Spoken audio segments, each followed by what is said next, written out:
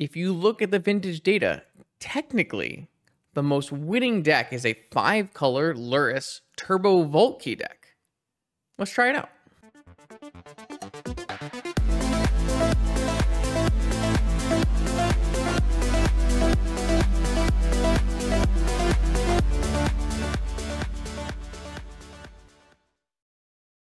All right, welcome back, Vintage Gamers, Wednesday night stream.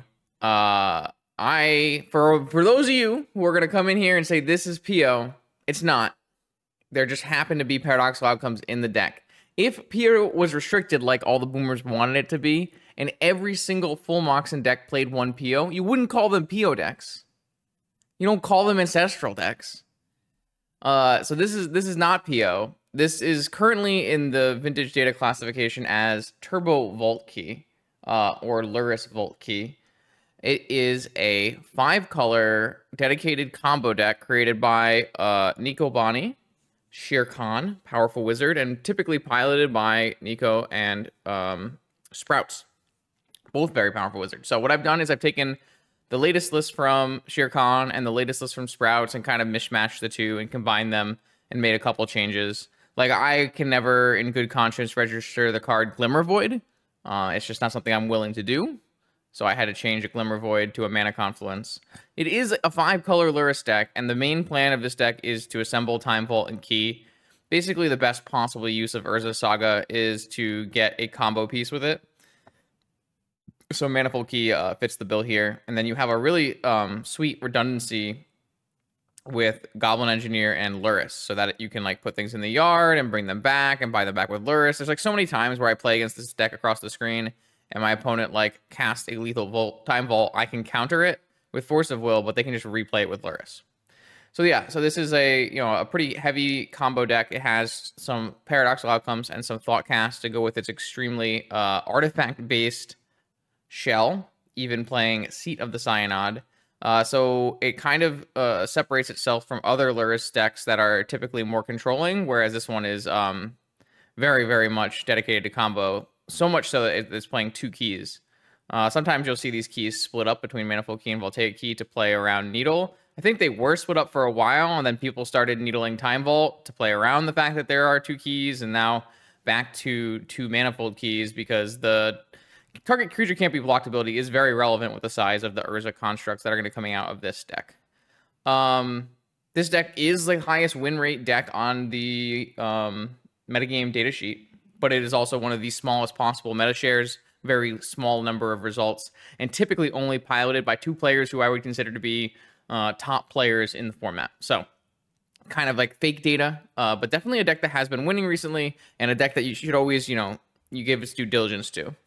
I am pretty excited to play it. Hopefully we avoid the bad matchups. Those would be decks that contain Force of Vigor, decks that contain Collector Oof and Null Rod. Even for a while, if your deck simply had 2 needles in it, it was basically impossible for this deck to beat 2 needles. That has been remedied by the Haywire Might edition. This was, I think, first introduced by Sprouts, but it was something that I was very much pressuring Nico to play. That does definitely solidify you in the 5-color aspect of this deck, but Haywire Might being fetchable off of Urza Saga as an answer to a bunch of problematic cards like Needle is really, really sweet. Anything else? Yeah, like I said, this has some cards from both lists. Like, I think one list plays a Yawgmoth's Will, one doesn't. One plays a Portable Hole, one doesn't. One plays a Balance, one doesn't. I kind of swapped the sideboard up a little bit. I'd like to have 4 Swords of Plowshares for initiative, and I also really like the idea of Containment Priest in the current format. This deck plays Containment Priest really well. The one thing a Containment Priest does that is like non-synergistic with this deck is you won't be able to replay things like Goblin Engineer and Lavinia from your graveyard if you have a Containment Priest in play, but not getting Show and Telled or Oath seems like a pretty big deal.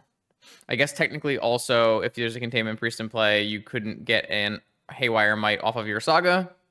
But again, if you have a Containment Priest in play, you are probably winning against the decks that you're bringing Containment Priest in against. So, yeah, I think that's all. It should be a pretty fun league. And like I said, if we can dodge the bad matchups, we should have a good time. I'll see you for round 1. Are you interested in weekly vintage metagame recommendations? Do you want to see your deck list played on my channel? Or maybe you are just looking for the best way to support my vintage content. Make sure you check out the Patreon link in the description below. Let's battle. All right, round one, we have Hank the Obese across the table, powerful wizard. This would be a good, nice starting test. Maybe Lurrus versus Lurrus matchup, though opponent likely to be on a blue-white version, not blue-black. In the intro, I did talk about how Containment Priest might stop you from casting a creature from your graveyard. That's obviously not true. The Haywire Might part is still true, getting it from a saga, but you are casting, and Containment Priest does care about if you cast. So, just graveyard hate things. Anyways, let's do it. I have a cat. I assume my opponent will also reveal a cat, and we can have a Pokemon battle. Oh, no cat. Okay, I'm surprised. That means maybe Hank is trying out a different deck. This is one artifact away from being able to turn on my Opal, which is very unfortunate. Like I see that the sign out here is it would be a very nice display of what this deck is trying to do, but we don't have that, so we're just gonna mulligan. This hand has Manifold Key, Time Vault, and a Mana Vault, but again does not have a land or Moxen, which is unfortunate. We are on the play, so we have to mulligan this. All right, this hand does have things, so keep. I like the idea of getting rid of my reactive cards and playing my powerful cards, doing something like... I don't think this engineer is like winning the game on its own, or if I did think that was the case, I could keep Flusterstorm, but if I keep Pio, I have like another Haymaker card. This engineer probably just like grabs a Time Vault and puts it into the yard, or even like grabs a Bobble and puts it into the yard. Like there's like a world where you could keep Flusterstorm. I just don't think that's how I'm going to play this game out. Maybe though.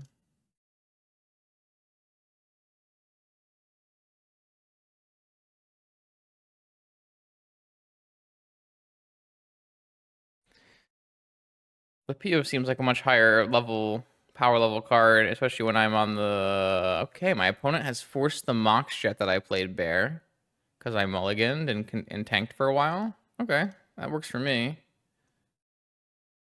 That does make my PO a lot worse, but I think that's okay. It also makes my Lurrus plan a lot worse, because I lost my Jet. Maybe I should have led on Sapphire. Maybe they forced it because it's a Jet, and it makes the Lurrus better. All these things are possible. Maybe I just put Black Lotus in my yard. Kind of hard to say. I don't know. This is kind of a thing that I would probably have to play a bunch more leagues with the deck to know what I'm supposed to put here. Because theoretically, I should always be putting Time Vault. But it's not like I have a Saga. And I do have mana problems. Well, Black Lotus is not very good. I think you're just supposed to put Time Vault in your yard. Could see putting like if I had kept my Jet, I think I would have maybe considered putting Bobble in my yard, because that would be really nice with my Lurrus. But I think like the whole philosophy of the deck is really about playing Volt Key, and so it makes sense to play Naked Engineers on Time Vault. That's how I think about it, but again, not 100% sure.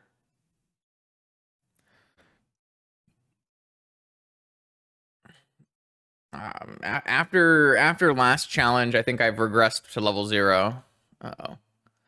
Black Lotus. Wasteland. Oh, no. I'm not doing anything. Okay. Thought cast. So here you can see the problem inherent with playing cards like Paradoxical Outcome and Thoughtcast. They require you to have a certain number of artifacts in play for them to work. And I don't. So they're both dead draws.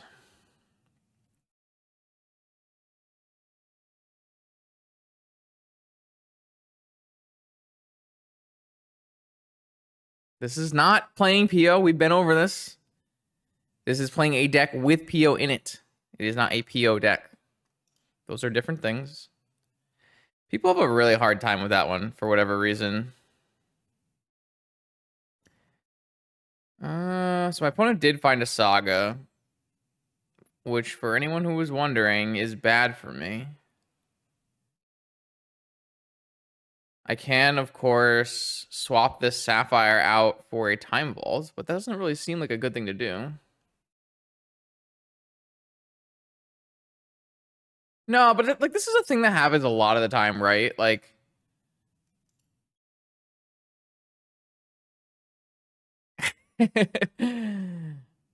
like people don't even believe decks that, you know, like use Mishra's Workshop are workshop decks, right?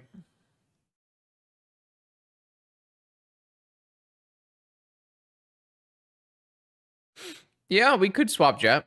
It's possible. Reanimate and Grief. Interesting. When you have Black Lotus and you can just cast Grief. Well, goodbye my card draw cards.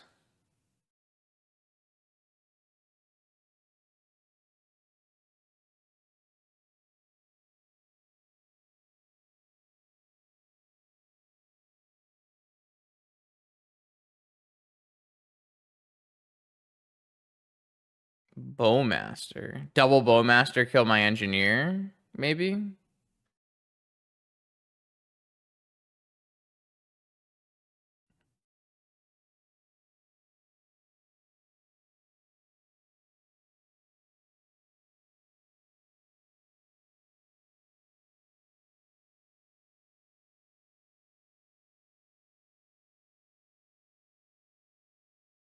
Interesting.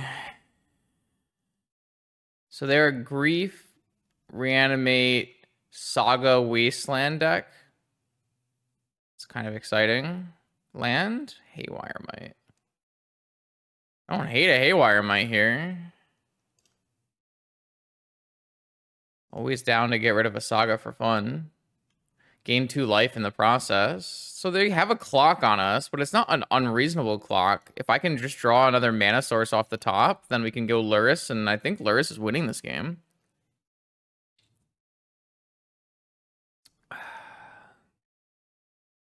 I think if we hit a land here, we're favored. If we don't hit a land here, we're probably not.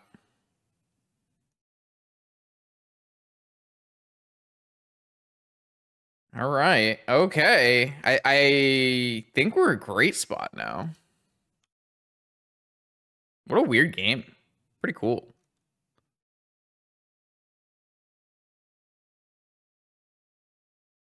Though they have a Saga coming off. I don't know if what that gets them besides... I mean, they can get them a black source, a blue source.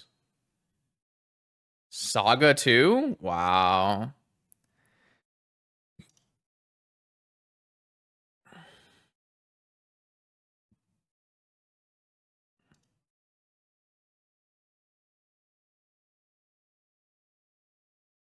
So I think the first one here can just get a Haywire Might.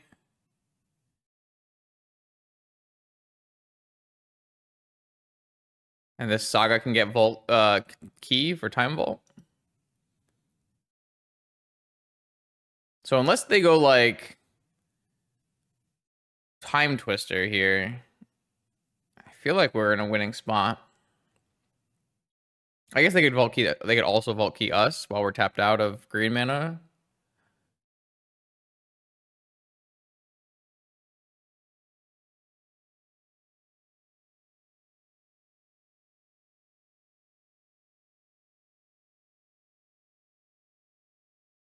I mean, this is a beautiful example, though, of I think how this deck wants to operate and what it's trying to do in terms of Time Vault and Key and that kind of thing.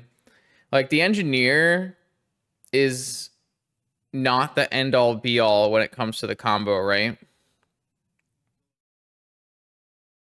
I don't know. The internet?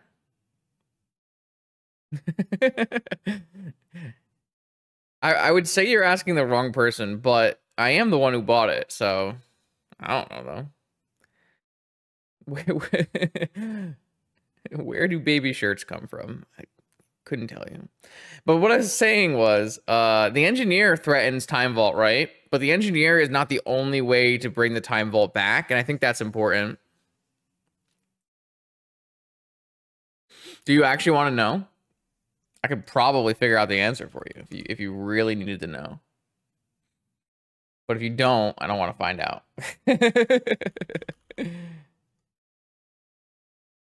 It is H2H men's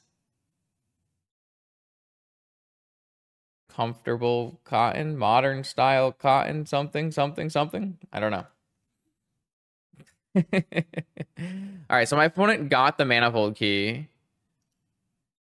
I have a time vault coming on. Sorry, I have a time vault now. Wait, can I kill them right now if I do engine now? So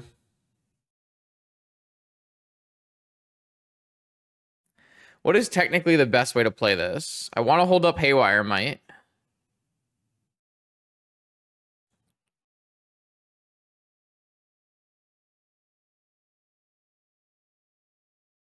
If I play, I guess I can't play the Goblin Engineer and hold up Haywire Might, so it's always just put the Time Vault in play now.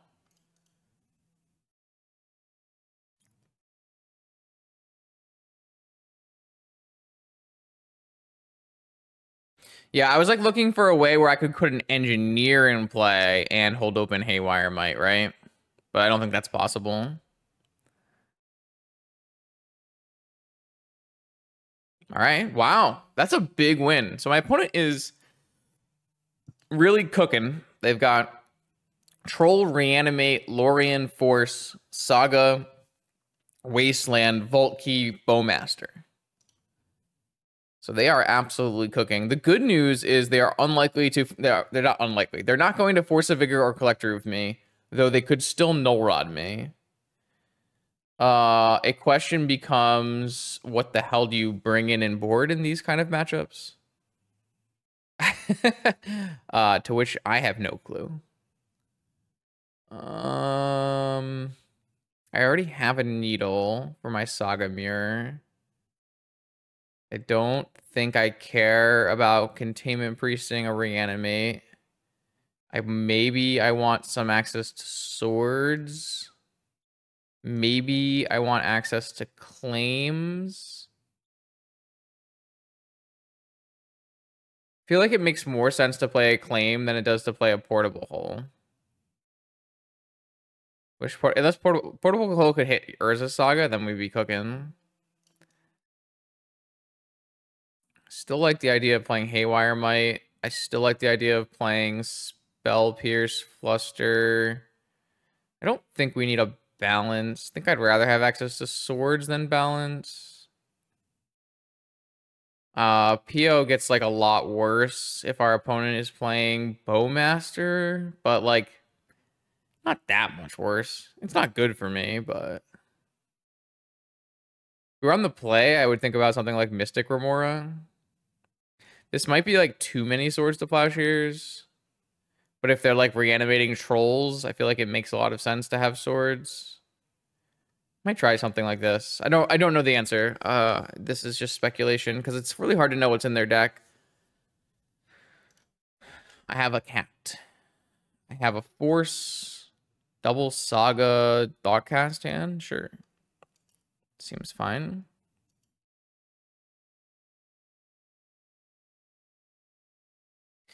You have to wonder if the opponent's initial play of Force the Jet was worth it. Definitely an aggressive line. I understand the reasoning why they would do something like that, especially on the mulligan, at the tanking, all those kind of things. We also need to be ready here for something like Spell Pierce on our Mana Vault. That would, like, hurt our Urza Saga, but I think that's actually just fine. Like, theoretically, I could go Seat Vault here instead. Yeah, so it is Spell Pierce. I think this is just a win for us. Like, yeah, we're not going to get our Saga tokens, but I'm not 100% sure Saga tokens matter. Like, if we're just playing, like, Black Lotus, Urza Saga, getting, you know, a Lurrus going and Vault King our opponent, do we care about Saga tokens at all? I do think I'll separate the second Saga out because I guess I could get a Soul Ring on the first one. I was thinking about getting like a Black Lotus so I could go for Lurrus. But maybe I want to get a Needle and go for their Saga. But I don't think I want my Sagas to start vanishing yet either. Well, I have a thought cast, so maybe I just do.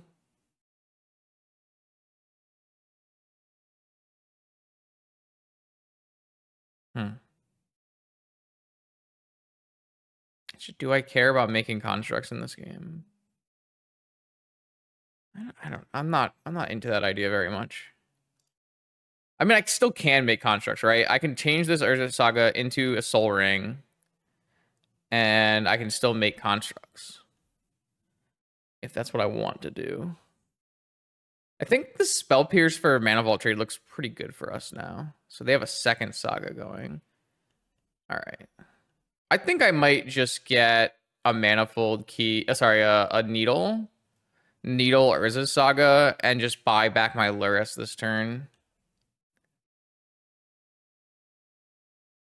I kind of think that is just... Ooh, that's kind of interesting too, isn't it? So now... Screw that idea. Because I can claim... that's like... That'd be banking on claim resolving, right? If I go... I can use a green source off of this industry here. Get a mana source off of this Saga. Claim their Saga. They only get one construct. They lose out. I still think I want to do that.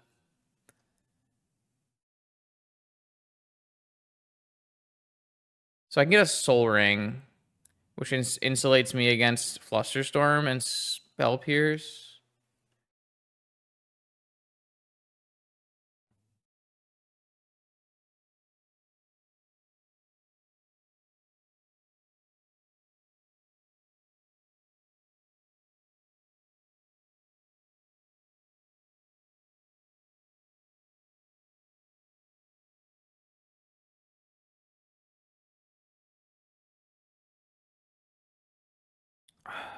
What is this?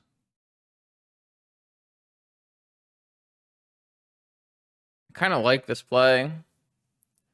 If they want to fight over this, I'm just down to fight over it too. Log hates high win rate decks. Only wants me to play Jeskai and Beans and control decks. No high win rate decks. Ancestral.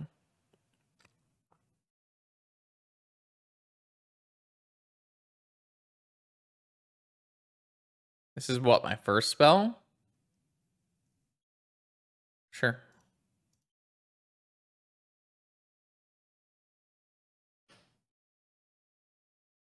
Force on my force. Okay.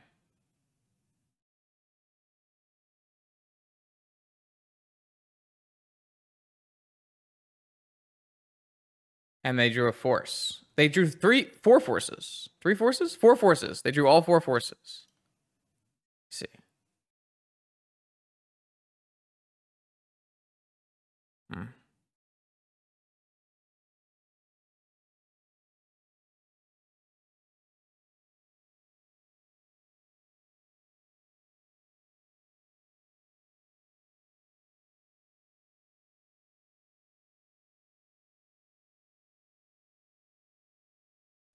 All right. Well, I'm going to make a construct.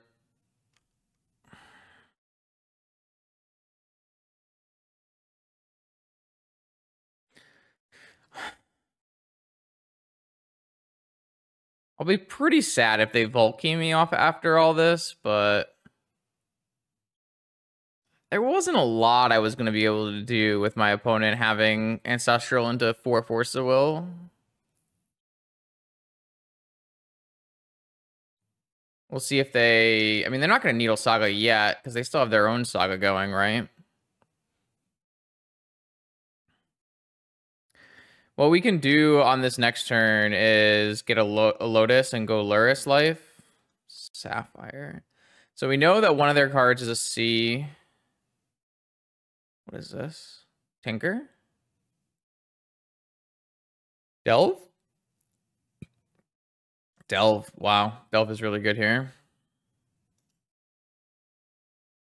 A little interesting they didn't get Lotus, maybe?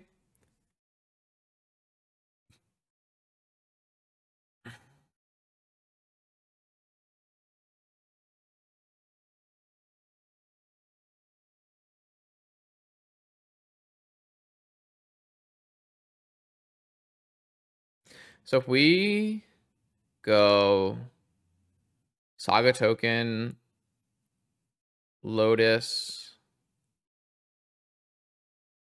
we have 6 mana to go Lurrus, replay Lotus, I guess. We don't really have the greatest Lurrus right now. So maybe it's just better to needle their Saga. Nope, I got nothing, friend. Cut down. That's an interesting one, too. Make a 2/2 construct. Yeah, I'm probably just going to needle Saga then. So this game might come down to construct tokens. It's kind of interesting. I drew my Lotus. Sure.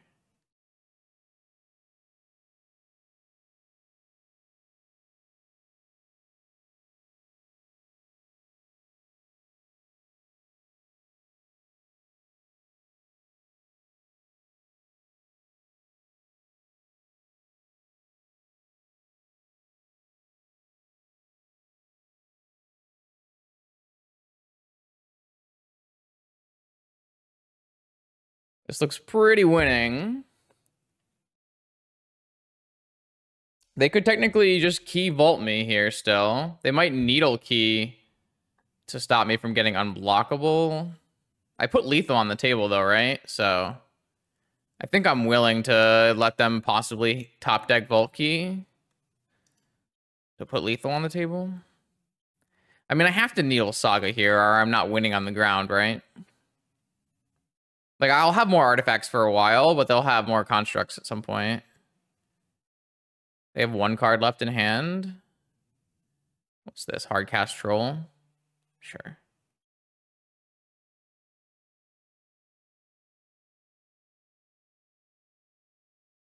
So I just replay Vault. This. They're both lethal. Attack all. Oh, wait, no. I can just make one unblockable. Because they're now lethal.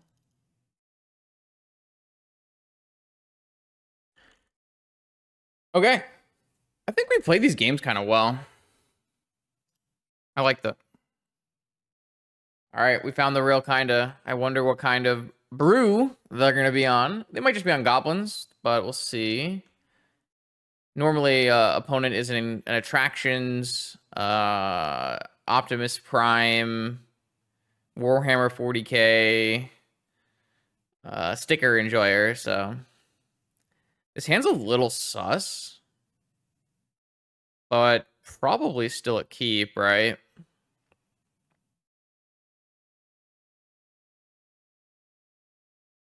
This hand is super sus. Who am I kidding? I don't know if you, I'm pretty sure you could convince me to mulligan this, but I think I would have to be convinced.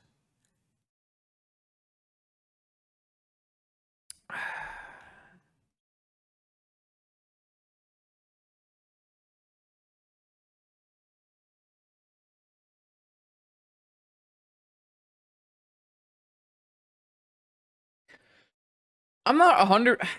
I don't know. We'll see what happens.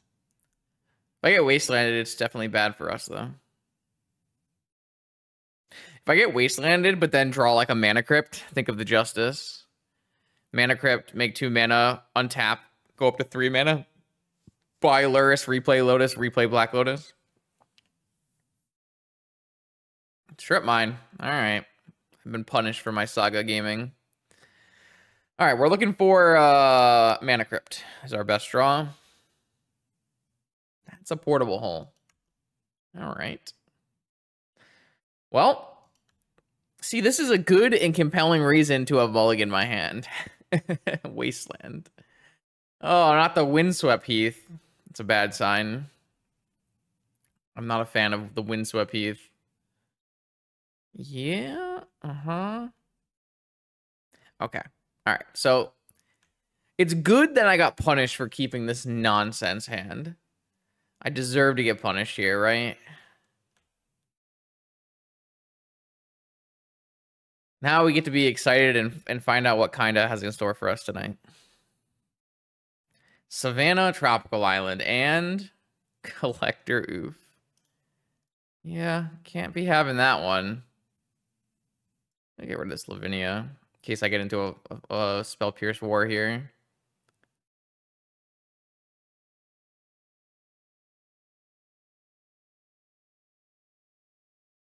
Bant Hate Bears is not where I want to be in life. I think I'm going to crack this Black Lotus and Spell Pierce. It's a little sad, but I think it has to be that way.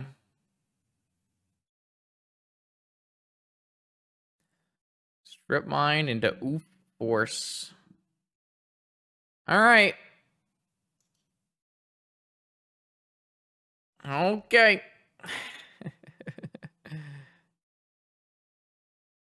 You could like kind of like let this collector resolve in a less artifact oriented deck, but in this deck that has like Seed of the Cyanods and things in it, like you just can't let that happen.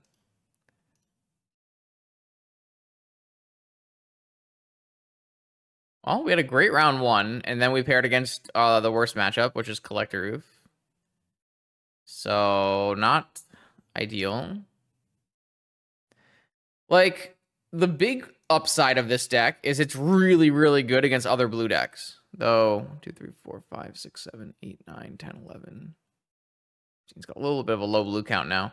But like it's usually very good against other blue decks. Like playing against Pio. Like I played against this deck.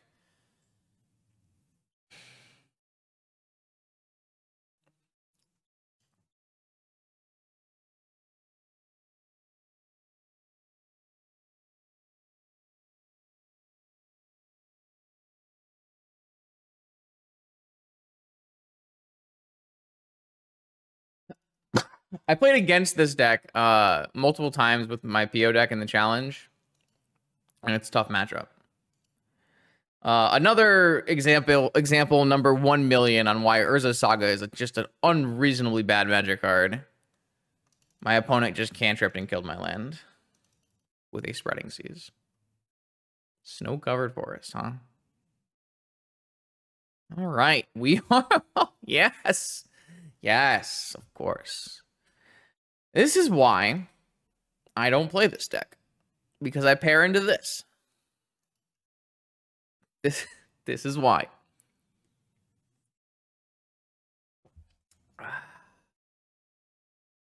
Ah, yes, Chrome Host Seed Shark, a known combination with Collector Oof.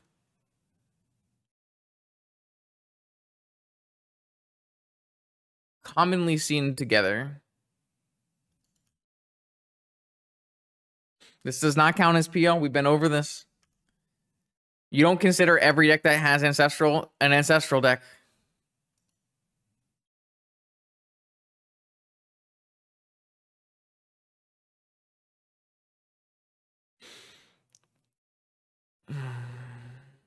Oh, I guess I should explain that. Yes. Sagas, the way they work, if they don't become sagas with chapters or something, they die.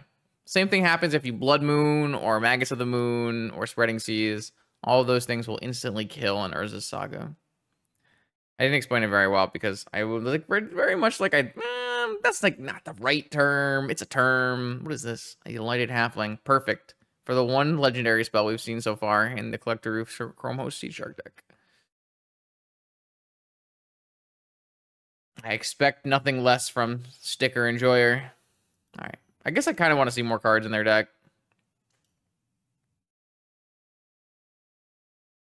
No, because that's adding the type.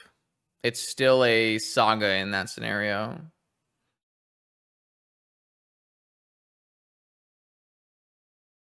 You're getting rid of something important when you make it a mountain or island. The Valley of Gorgoroth.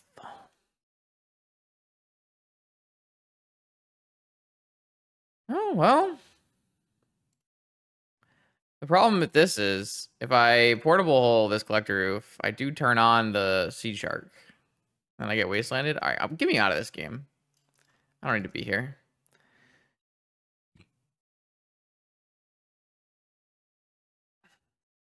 All right, so my opponent is on a pile. I will bring in swords. Notably good against piles. Spell Pierce looks bad. Well, the problem with this is, like, if I cut Spell Pierces, I have, like, 16 blue cards or something.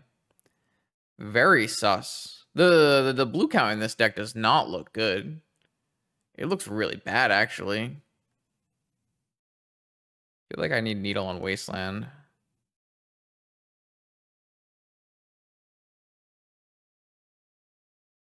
This is really concerning, actually. Like, it's not like I can bring blue cards in. They're all garbage here.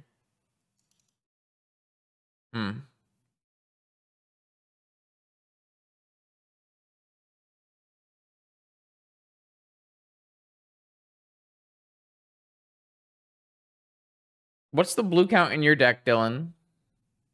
Let me go look. DT. Yeah, if I get Spreading Seas, I'll just die instead. How about that? 1, 2, 3, 6, 8, 10, 20. So what's the difference? You added a Merchant Scroll. No, you didn't. You added a Negation and a Mystical. And took out a Fluster. I'm nowhere close to 20, right? I'm not crazy here. 20 sounds like a pretty reasonable number. I'm at 16. I took out 2. So I'm 18 to start. And I don't like this. I don't like this at all. Okay. Noted. Worth noting.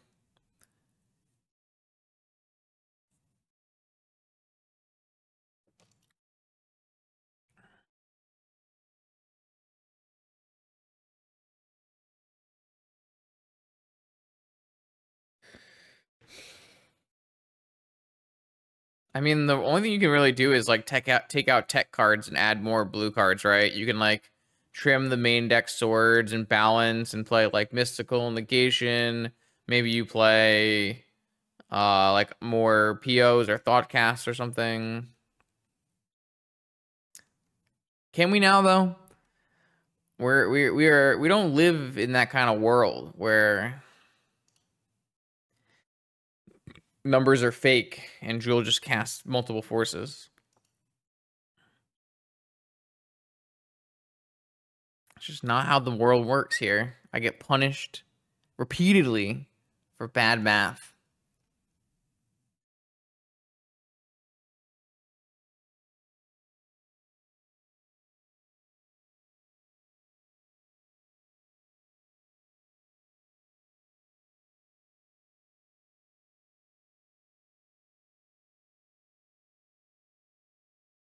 So what we'll do is we'll go Spire top, pass. I think having access to 2 swords and 2 white sources is pretty nice here. Though we don't know what other cards are in our opponent's deck. We do know there's Collector Roofs, Chrome Host Sheed Sharks, Delighted Halflings, Horse. But I'm sure that only covers the small amount. Wasteland already, huh? So what's the next card we want to get wastelanded? Oh, I guess the Saga's fine here. Yes, yes. The powerful combination of Chrome Host Sea Shark and Collector Roof. Agreed. That's a classic one. The only one more classic than that is Ragavan and Collector Roof. That's a vintage classic for sure. So this is gonna be a Delighted Halfling. It's a little annoying because I'd like to make constructs, but I can't. I'd like the swords as well, but maybe we can get away with not having swords. People love putting Collector Roof and Ragavan in the same deck in vintage. It's a classic. Thankfully, Ragavans are finally on the decline, as they should have been. All right, so we actually made it through. I should have spun. I was too busy shit-talking Ragavan. Very funny.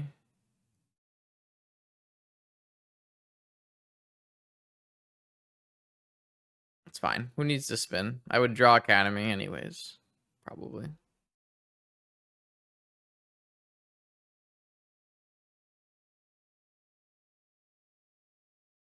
It's okay. Looking at the top card, that's like cheating, you know? Like, that feels... It doesn't feel right. It's not very magic of them. Spreading Seas on by Urza's Saga.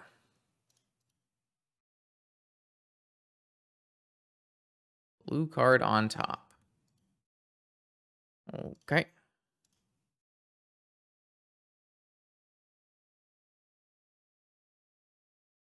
I would not like my Urza Saga to die.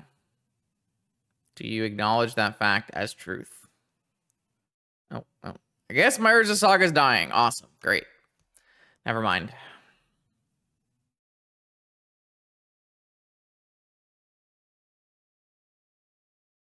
All right, they have no other land, so I'm going to go top Confluence, Swords there, Noble Hierarch. And attack. We know there's what, a portable hole on top and something else. Can't remember what the other thing was. We used the Merchant Scroll. There was a portable hole and another card. Needle. Oh yeah, they draw a card from C. Black Lotus. That looks quite good here.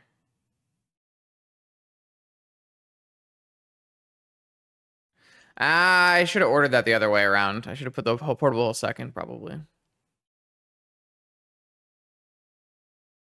I guess I can do that right now. I have 2 more floating mana. It's fine. We don't need to do that. We act like we're correct. It'll be great. Good time.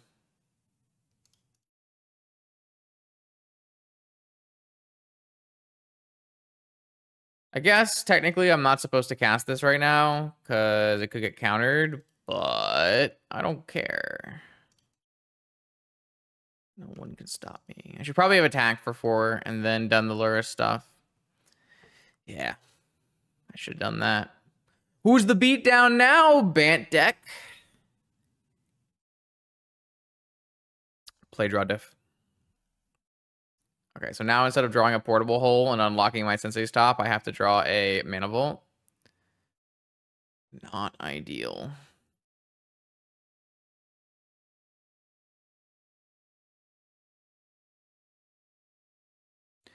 In this scenario, am I not the aggro creature deck? Highly versatile.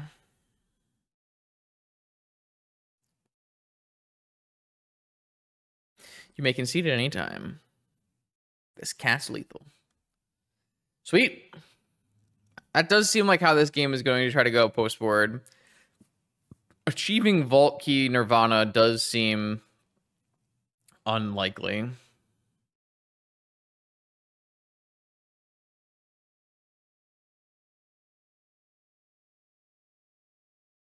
I don't really think I can like change my post-board plans either though. Like these cards are bad. They don't do anything. It simply is what it is. And we battle on.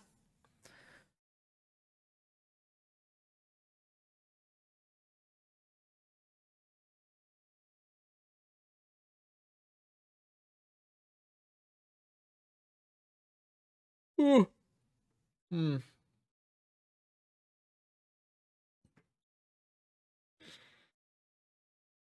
If we can beat this deck, it's a good sign. Because I feel any Collector Roof deck is this deck's worst matchup.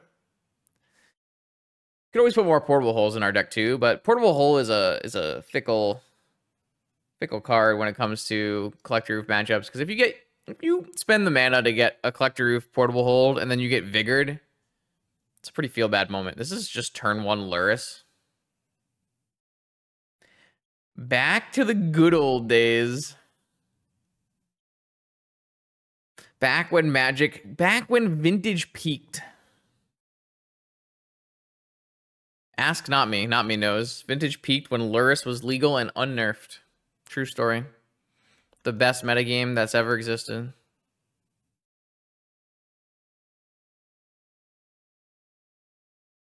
Yo, what's up, Chris?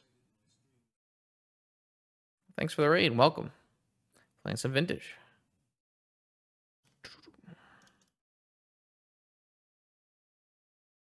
All right, I'm gonna go get that broken cat card. Boop. And I'm gonna play the Black Lotus, and I'm not playing around Mind Break Trap! Exclamation mark Mind Break Trap in chat. And then I'm gonna play my cat on turn 1. No. This is not PO. This is a deck that contains the card PO. It's two different things. Different things. Totally different things. Trust. Yo, can I cast Thoughtcast? Oh, so trick. Don't crack the Lotus. Announce you're casting Thoughtcast. Then use the Lotus for mana. The affinity counts. Oh, yeah. Do I play this Sapphire out? No, I don't think so. It's only a PO deck if it has 4 POs and is Esper colors. True. If it doesn't have Underground Sea in it, it's not PO. Fake.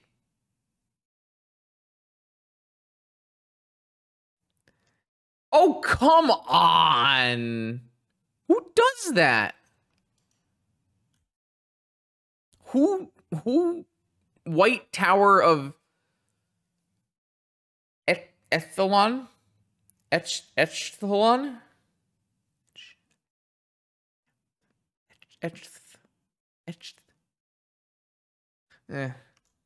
Who does that?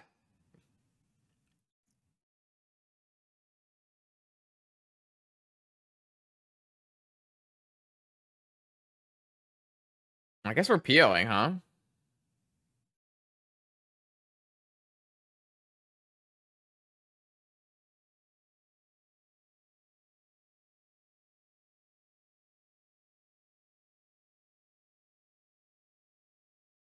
Cool. Pew. Yo, does this cast Lurrus? I'm pretty sure this casts Lurrus, right? True or false? So I played the Lavinia first, because if I play the Lavinia first, they can't force or Force of Vigor. And so if I play Lavinia and they place Force of Vigor with Lavinia on the stack, I can PO with a Force of Vigor on the stack. I meant to explain that, but then I just did everything anyways. So my bad. So if I untap my Jet with this, I can still play my Lurrus. Oh, it's so nice. And then I get my Black Lotus back. Oh, you love to see it. It's beautiful. It's beautiful, chat. And they were also tapped out of their White Tower of Echethelion. Oh, that sounded better. That sounded much more Lord of the Rings. Thelion. Ecthelion? Ecthelion? Echthelion? Something close to that. We're definitely getting closer.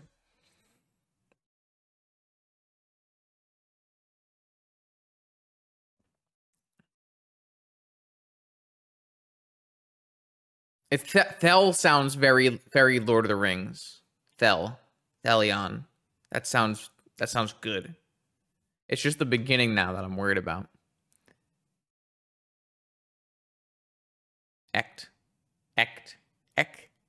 Ecthelion. Maybe you don't put a T there, like Ek. Yeah, I don't know.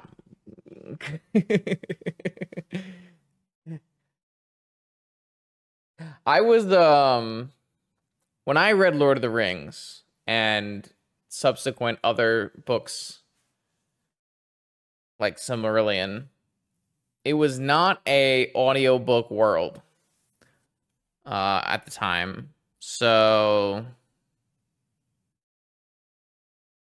I don't know how to pronounce anything. Scoo's your daddy. Resolvers.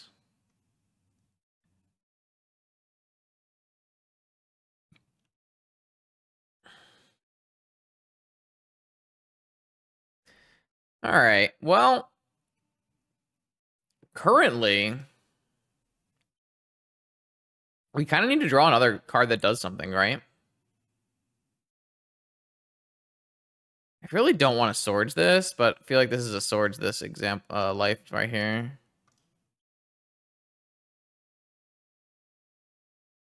This is not... Stop it. Stop it, chat. You've said that already. You've been here since the beginning. You know. Don't let me catch you. First time chatter, they're allowed to say it. You were here in the beginning. Kind of need one of those needles that I put in my deck for this white tower over here.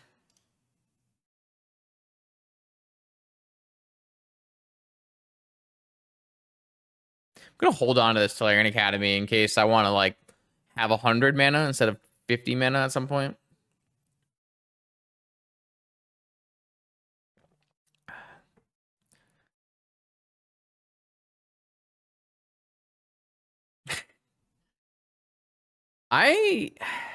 I'm not 100% sure we're winning this game because our Thoughtcast and our PO didn't really draw us into anything.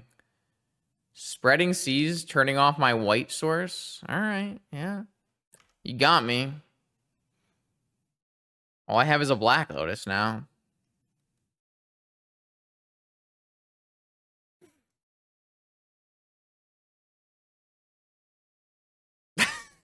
Damn it. Damn it, first time chatter. All right. We allow it. It's fine. It's okay. It's okay. That's not a very good draw. Things are bad, chat. No, that account was created in the 2016. No shot. I have all the info. I just doxed that account, I guess. Not exactly, but... All right, I will cast the Lurrus, and then I will replay the Black Lotus, and I didn't really make any progress here, and I don't feel good about this.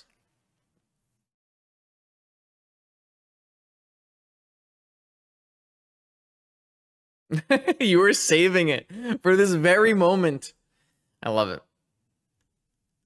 Acceptable. Lurking is acceptable.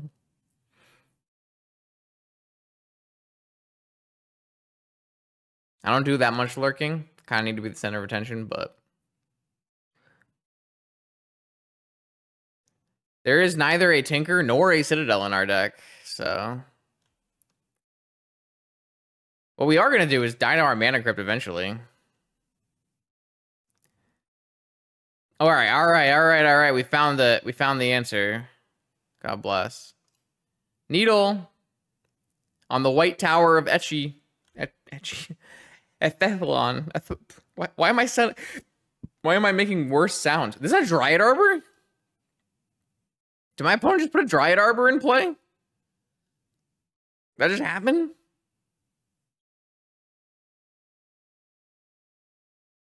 Thank you. Wanter time. Another solid use of first time message. Caracas.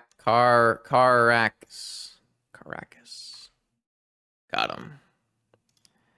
All right. I will play my Lurrus. And then I will play my Lotus.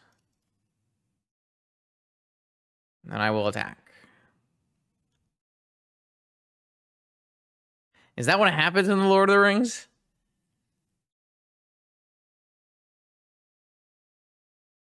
All right. Okay, the game is on now. I have a life-linking cat.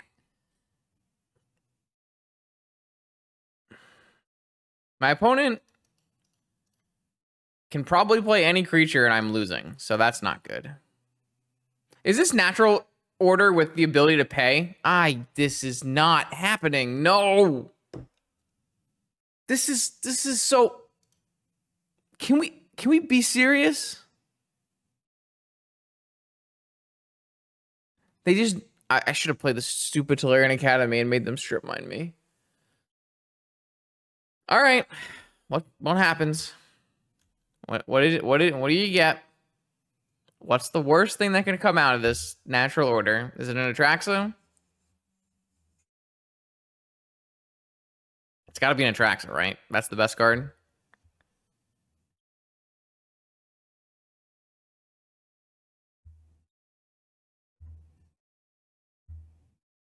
Collector Roof is remarkably good on this board. Agreed. I do have my Spire of Industry Island though.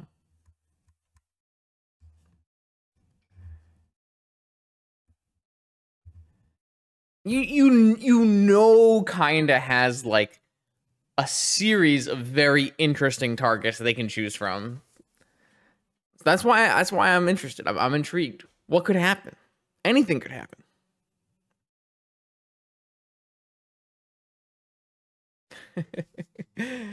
First time chatters are split between is this or is this not a PO deck?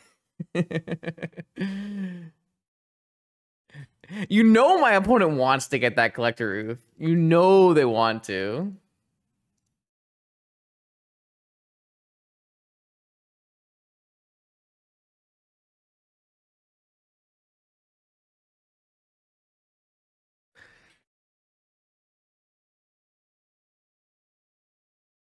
We're in the tank. Are there any green Transformers, chat? Does anyone know? Because my opponent is a Transformer player. Oh, the Collector Roof comes down. Turns off half of my board. You love to see it.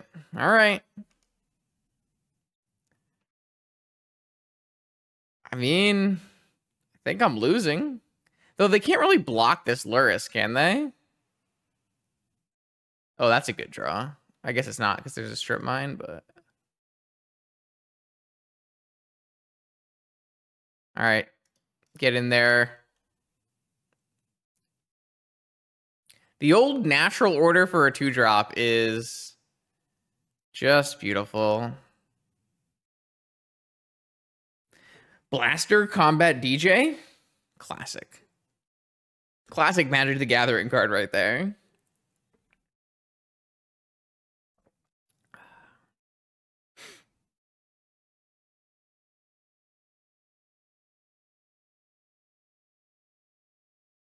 Oh no, are we casting Lorien? We casting Dig Through Time? Are we casting Atraxa? No, I don't have black mana.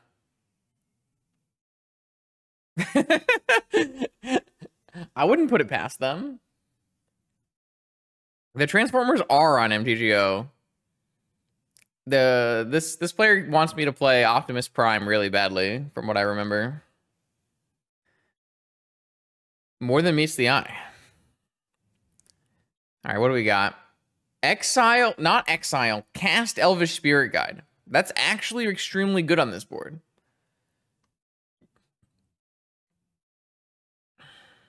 All right, Saga down. All right, they've stopped the bleeding. The oof is getting in there.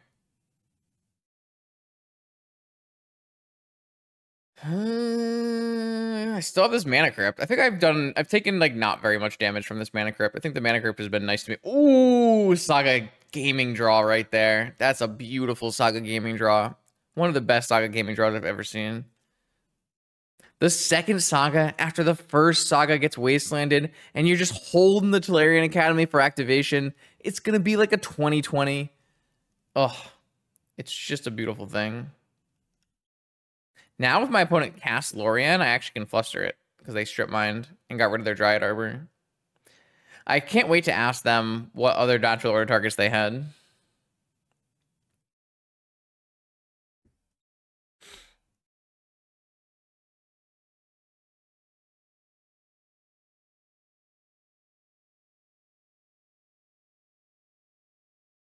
All right, blue, green, and...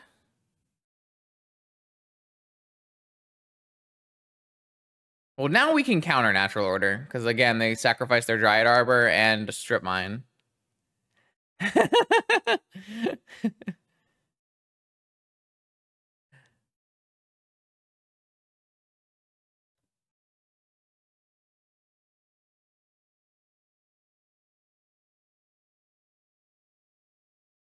What?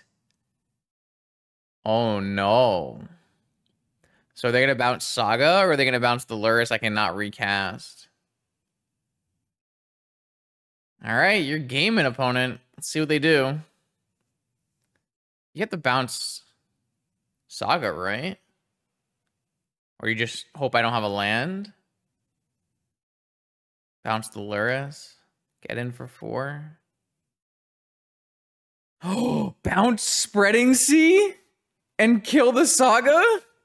No, that's so busted. Oh, they didn't say it. They didn't say it. It's safe. We're safe. Wow. How good would that have been? They just have a second Spreading Sea. Lavinia. All right. I think we're going to win this game with Saga tokens because our opponent did not see the dirty line. I guess we could still lose the mana crypt flips here. That is a weird... I think I would have taken the 1 extra damage. Again, we could draw... I lost the flip. Am I just dead on board? It's a good draw.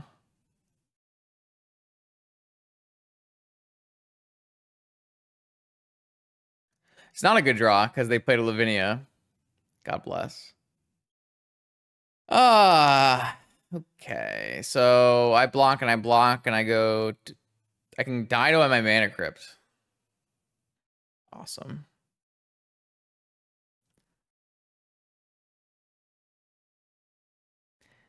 You would think I had 5 lands in play, but I don't. I'm going to lose this game.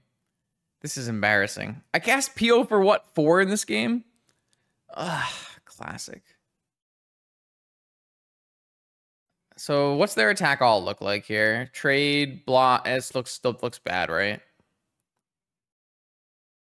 because it's not a PO deck. Exactly.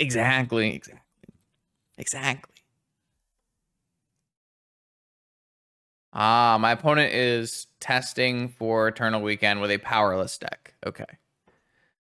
So that's why we didn't see a green transformer.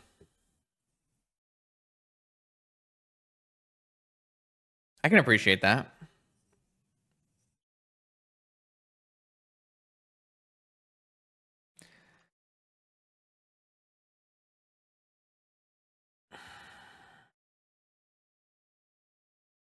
Yeah, they can't attack all because this Collector Roof. I think I'll still die to this Mana Crypt though, right? Also, I can't cast this Thoughtcast even if I draw land because my Saga goes away. Like classic. That's a 9/9 though. All right, Mana Crypt. I lost the flip. Notably bad for me, for anyone keeping track at home. Swords to Plowshares would be quite good if I didn't have a Spreading Seas on my Spire of Industry.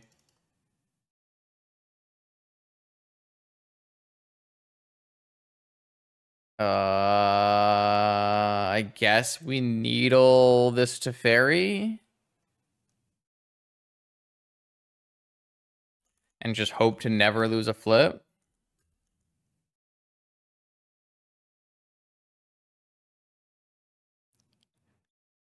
If we simply never lose a flip. So attacking here is bad because I would be deterministically dead on the swing back.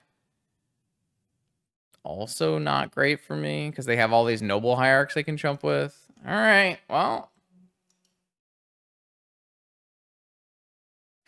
I think we're lost in this game.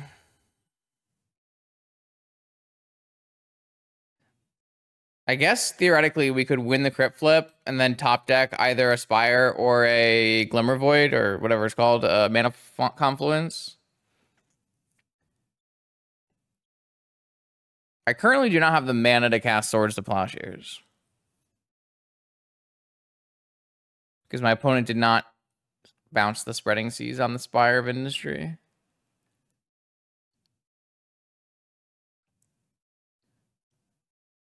Like, we can win this game still. We have to win a crit flip, draw a multicolor land, Swords the Collector Roof, and unblockable a construct. That is winning.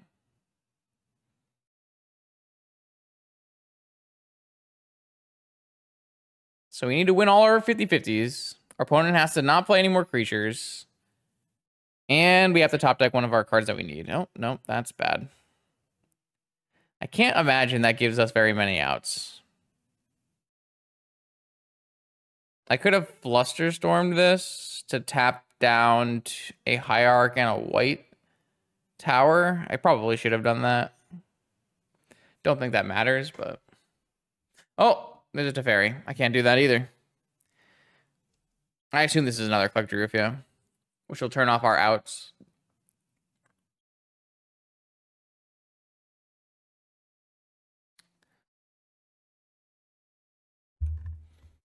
Sorry, another Collector Roof, yeah. I think we're dead. I'm surprised we put up such a fight against this deck, to be honest. But then again, I'm also surprised we lost because we cast PO for 4, right? It becomes day? They have lethal. They have lethal. Attack. Opponent.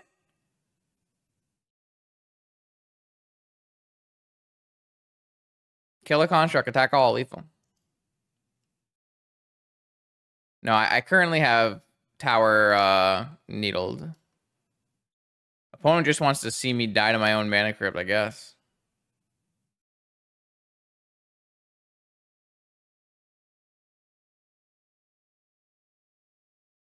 That's okay. We can't even see the top card.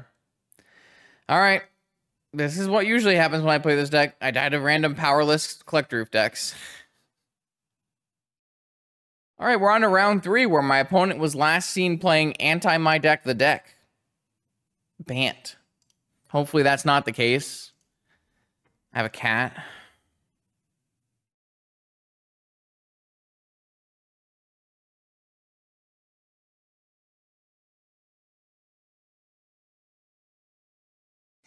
I don't really like this hand.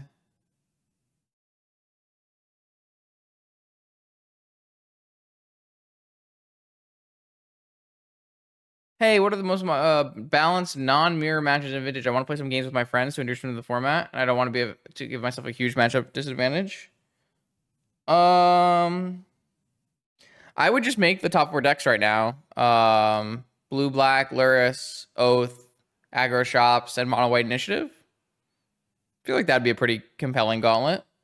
Maybe add a Bazaar deck. Seems like a decent spot to start.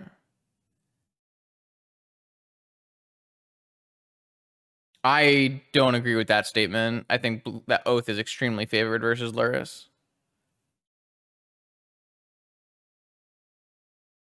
I mean, Lurrus can be built better, but I don't think that's a very close matchup. If I thought that matchup was close, I definitely wouldn't have brought it to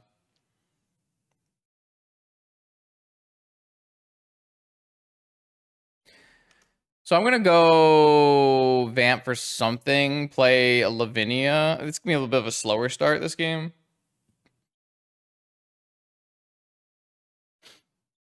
It's like kind of hard to find matchups that are like a lot of matchups are determined by sideboarding, right? So we are going to play against Bant twice. See, like this is why, Dylan, I can never play this deck. Because the minute I play this deck, I'm going to play against Collector Roof 4 out of 5 rounds and die. It's doomed. It's super doomed.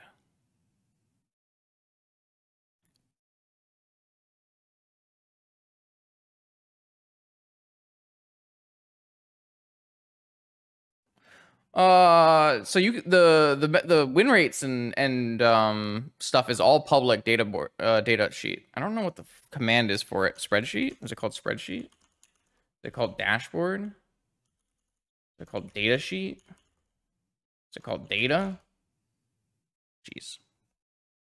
Well then, I'm just gonna get ancestral recall, I think.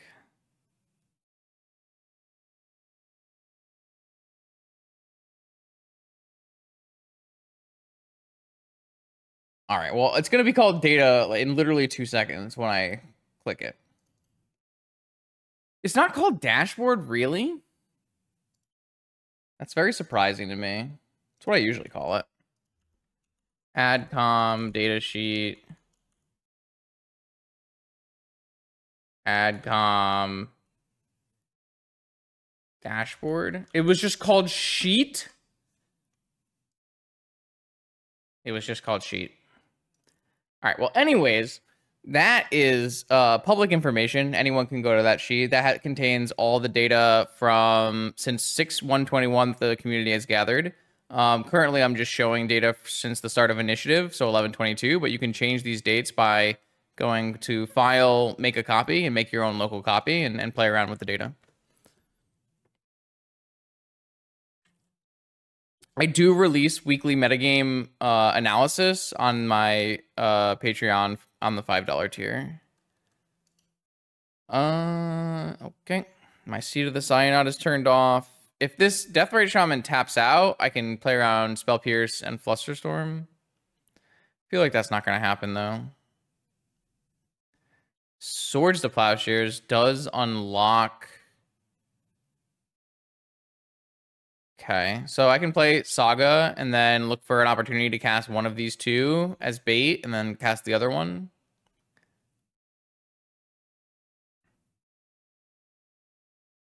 So they didn't do anything. Yeah, I mean, we're just going to keep chilling.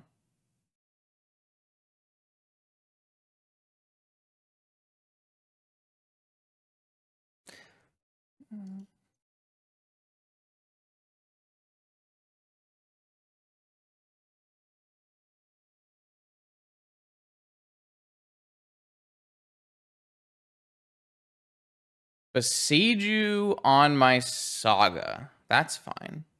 Oh, we don't have a single basic in this deck, do we? There's no way, right? There's no way we don't have a single basic in this deck. This deck is garbage, man. I just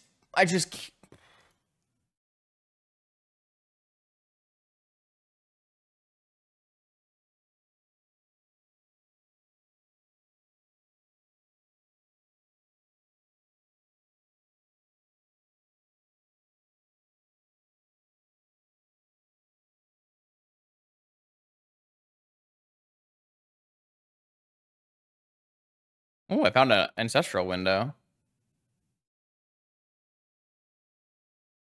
No, this is another challenge, top 8 for Shere Khan's deck. Oh, I see. I think this deck is like totally at the power level needed to play Vintage. It just has a very polarizing matchups, and Collect Roof is one of the more polarizing matchups for this deck. Saga's a really good draw here. They might just have no more answers to Saga.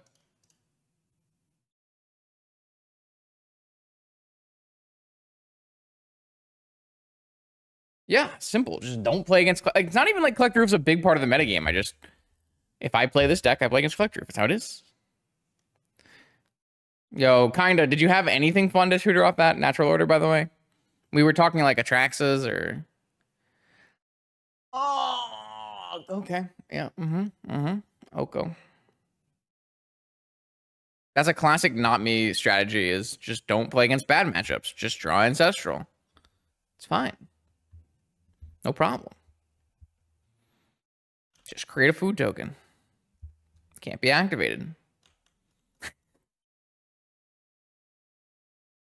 Oh, you had the Atraxa in hand. That makes sense. Simply never play a deck that has bad mat. That's a sick Yogg-Will later, isn't it? If this Deathrite doesn't go to town first. All right, I will attack your Oko with my Lavinia. If you want to trade your Collect Roof, I accept. I kind of doubt you want to trade your Collect Roof.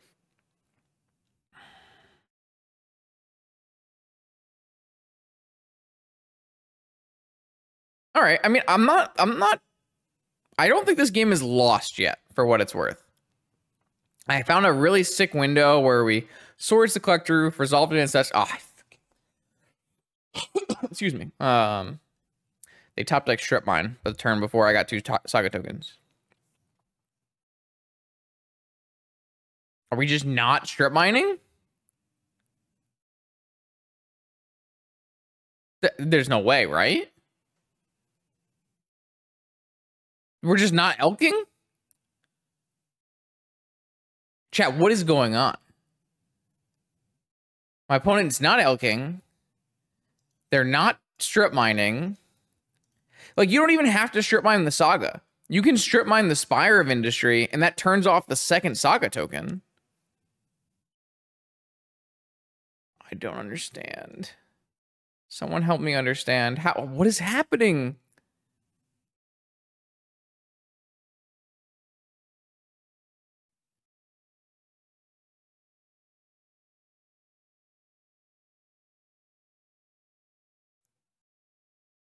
They have a Vigor?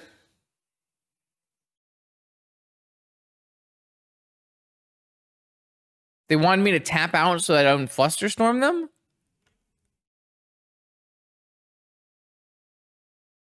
So they had a Vigor, and they wanted me to tap out so I didn't Flusterstorm them.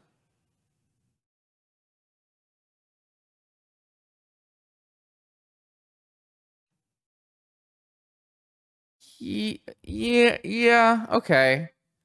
Because my land goes away, and I get another artifact that doesn't do anything, and they get rid of both of my Saga tokens. I'm always forced into this. It still doesn't make sense. Like, still, the no elk doesn't make sense, though. So they didn't use the strip mine because if they did, they would not be able to cast Force of Vigor through Lavinia. Well, they definitely shouldn't do that because there's a Collector Roof in play. Okay, so everything makes sense to me now. I mean, I probably still would have stood up this food token, but yeah, the fourth land for Vigor. Okay, all right.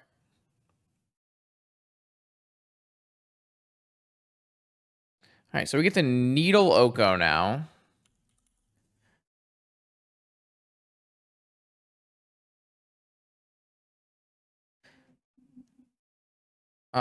And then 1, 2, 3 artifacts. So we can't do this yet. I'm not going to play this Saga until I can get a little help. I think I'm still going to attack the Oko, even though I needled it. If my opponent wants to trade Collector Roof for my Lavinia, I'm more than happy to do that.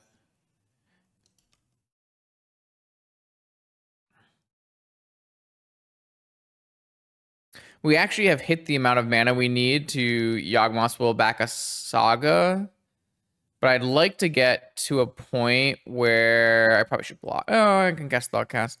I would like to get to a point where I can like Swords the Collector Roof off of the Yawg-Will. I mean, it's gonna be really hard with the Deathray Shaman in play, I guess. But maybe they'll take the Ancestral instead. So like not this turn Yawg-Will, next turn Yawg-Will. That's interesting.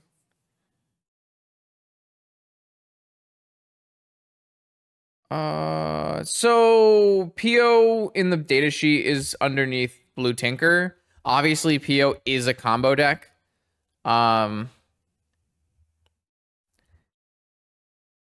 It's just a choice that we chose to make.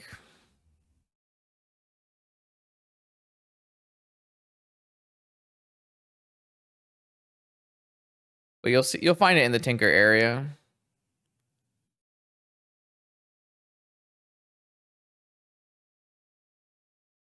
All right, I'm gonna play this Saga out. If they strip mine it, which they probably will, it's fine. Also keep them off of like stuff and things. The problem is this Deathrite Shaman is going to kill me, right? So I'm going to attack this Oko another time, and then I'm going to chump this Collector Roof with my Haywire Might to gain life. And then maybe I'll be able to chump again at some point, or like kill this Oko off so I'm not worried about it.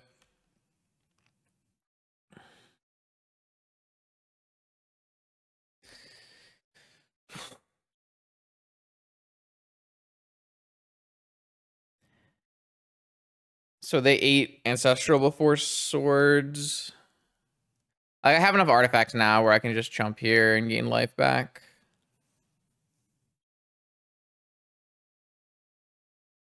Maybe we're just supposed to play Yawgmoth's Will to buy back Saga and Might. That could definitely be true. F3, F3, F3. Oh, okay. Second Collector. Oof.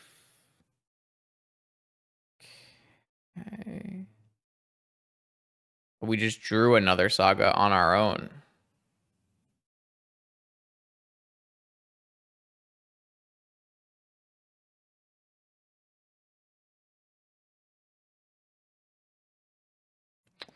So I could cast Balance, and it gets rid of Deathrite Shaman, Collector, Oof. And I lose my Seed of the Cyanod, as well as my second Lavinia and my Fluster. And then I play Saga. Kind of seems good to me. And then I could actually attack this Oko. If they want to trade, it's great for me. This is our last Saga. Oh, kind of our last Saga. Saga is really good when you have the mana to activate it in this matchup. Like, Saga and Collector Oof are a really cool interaction where a lot of the time Oof beats Saga, and then sometimes Saga beats Oof, depending on like how many lands you have that are not, you know, wastelanded or turned off or those kind of things. Choose 3 lands you control. This one, and this one.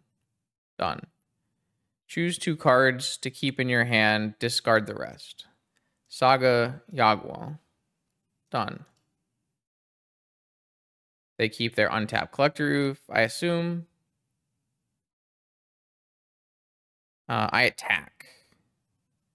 Don't think my Lavinia matters at this point, and I'd like to just get this Oko off the table. I will go to 5, I guess, which is kind of a thing. All right, play a 4th Saga. Now, if I get wastelanded here, it's still not the end of the world because I can just replay the stuff. 5. I could also just get Lurrus. But like what I'm going to do is get Saga tokens, right? Because they're out of answers now. And if they have a Force of Vigor, they can't cast it either. Is there any reason? Yeah, I'm just going to keep back to Lavinia. I'm not winning with this attack. It's better to just be safe. If we win this game, I'll be pretty impressed, to be honest. But I guess we did draw all 4 Sagas. And we still have 3 other lands, which is pretty highly irregular. Time Walk,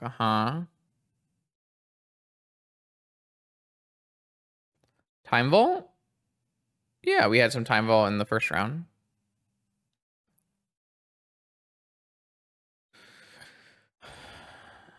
Green.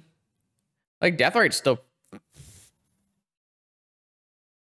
1, 2, 3. Okay, that is a large and in charge Tarmogoyf. Not attacking through that anytime soon. Okay, so Saga, activate, 4/4, untap, activate, 5/5, get a thing, 6/6. I guess we're just supposed to get a key.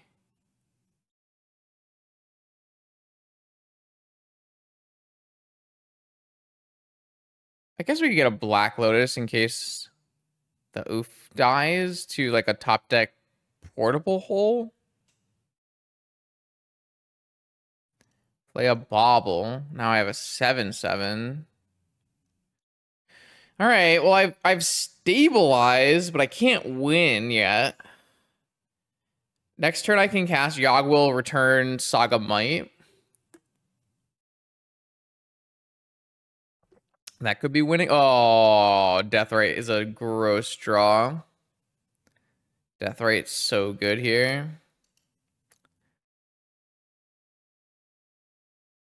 Another Opal is not very good. Yogwill.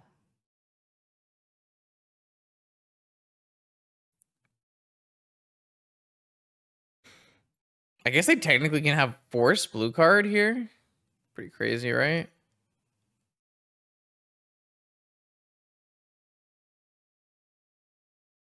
So because I got a Haywire on my back, I have 8/8, so I can attack all here. Or sorry, attack with both my constructs. I have 2 blockers here.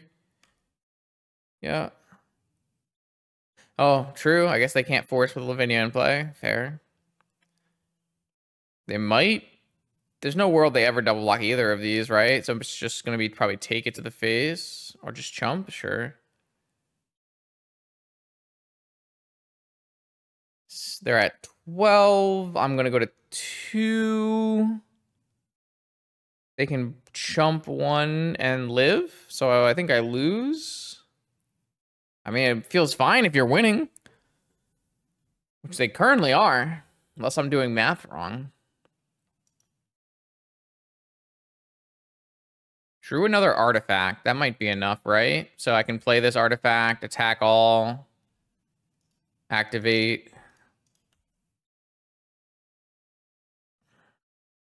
I didn't do the math on this, but it's my only play anyways, right? So. Oh, yeah, obviously make a token, but I'm not doing that until blockers. Is that enough? Because they have to double chump.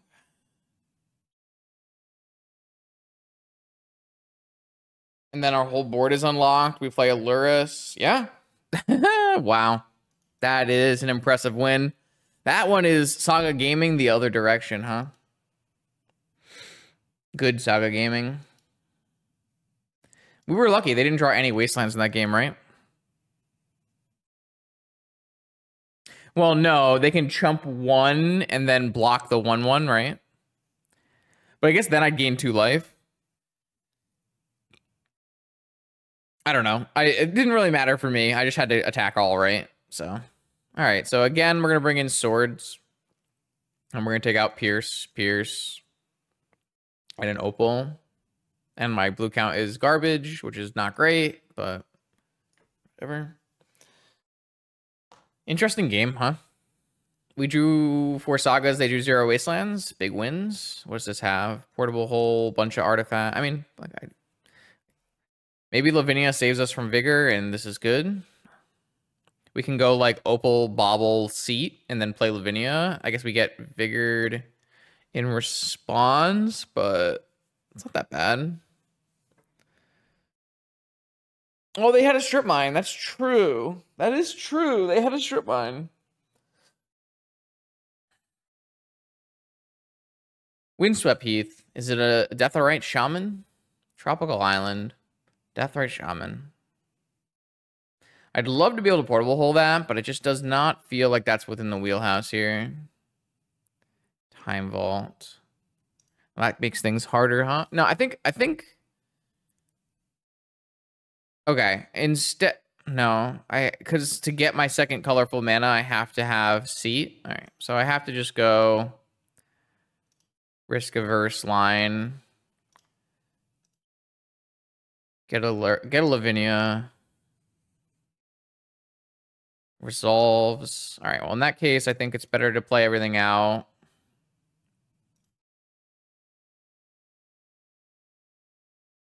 Unfortunately, none of our lands beat a Collector Roof here. So I think I'd rather crack this. Force is in their hand. Interesting. They wouldn't force Lavinia. What are they saving for?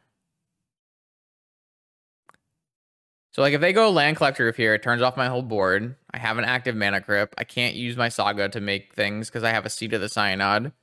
This is, like, the classic problem with this deck. Okay, that's not...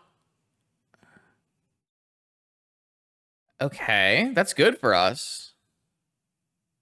That's not, Collector Roof.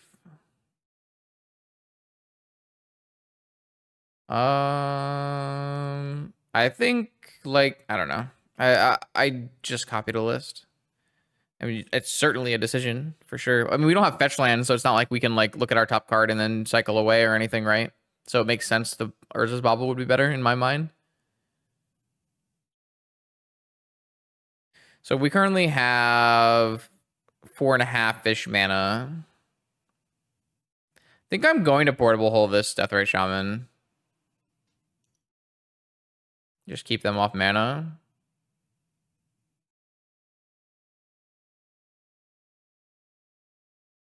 And then I'll put the Lurrus in my hand, attack, and grab, play Saga and Bobble and cycle. Maybe draw Forest or something.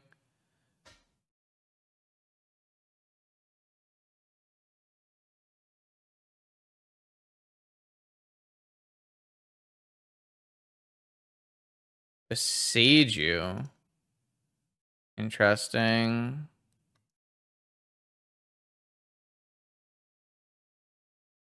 I really wish we had a land that came off of Besiege you.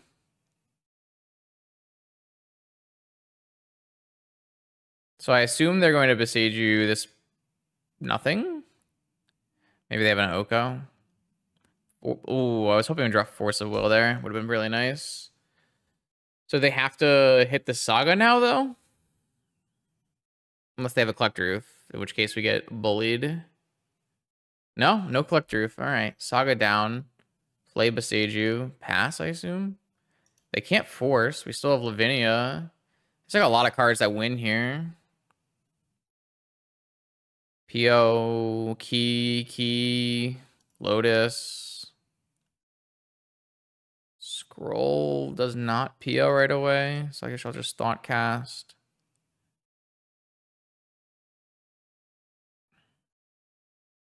Lotus, ding, ding, ding. I guess Lotus doesn't win right away, but I guess I could technically go Lotus, Lurrus, Lotus, PO.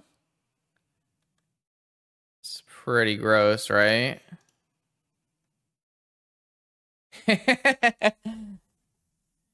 You can go Lurrus, Lotus, Merchant, PO my shit.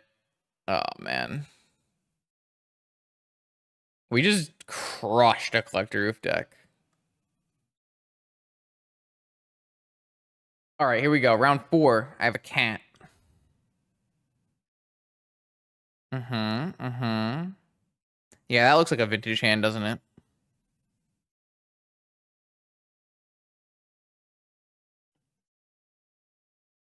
No. It was pre-scam, not me. It was pre-scam. It was like Death Shadow with Daze and Brainstorm and stuff. And like every time I cast a spell, I was like, oh, I should have done it this way.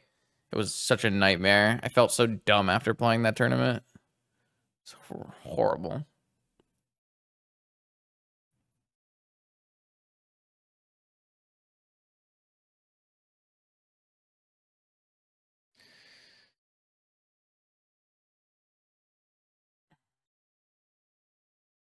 All right, so I'm going to deploy my own Saga here, and then I'm going to play a Haywire Might to attack their Saga. Normal gaming things. And then I'm going to... What the... You gonna ring me? Ring-a-ding-ding? I kind of wish I had Spell Pierce up now, but... Technically, Haywire Might answers that.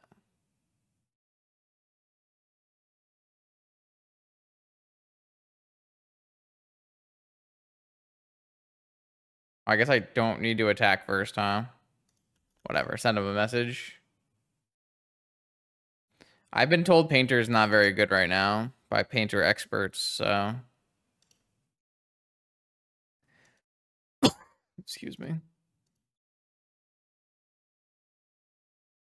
No rings for you. I have a feeling we're gonna die, though.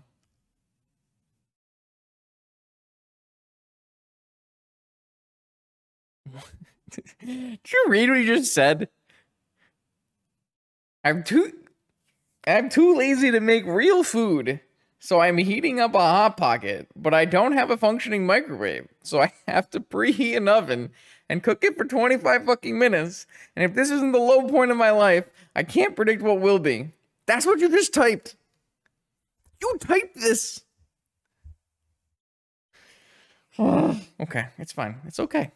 It's fine. The chat can't hurt you. Coveted Jewel Can. Ding, ding, ding.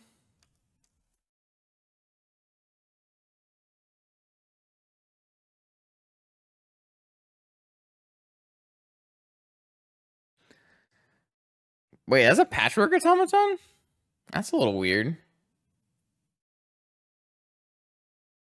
There's 2 patchwork automatons? It's a little weird.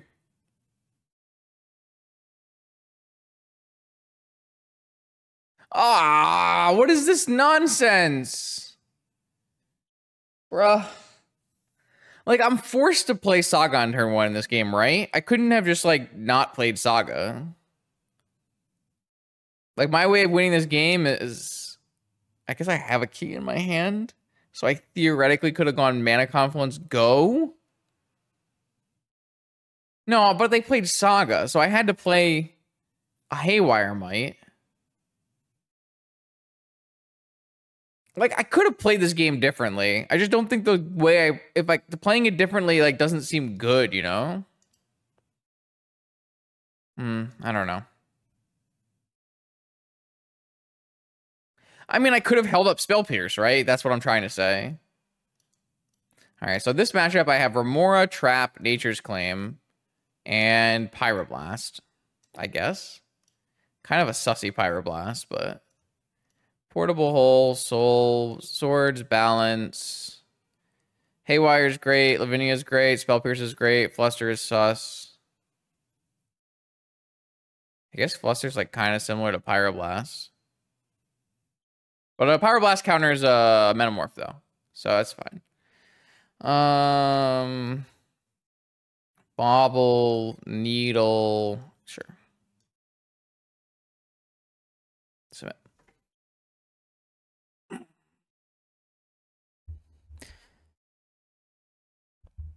Squeeze me. Double Trap. Keep. Saga. Oh my god, Spire doesn't make red mana. That's annoying. It's okay. This Saga has to go off as soon as possible to make me a key. And then I can engineer and get a vault, and I have multiple counter spells. Everything. What is going on? Why are there patchwork automatons in this deck? Oh. Let's see. Just don't understand. Why are there patchwork automatons in this deck? Spire made red mana if I played Seat first? Yeah, but then I have to fucking... the whole point is the Saga had to find key. I just happened to draw the key. Like, what are you saying, not me? You know that doesn't matter? Why are you like this?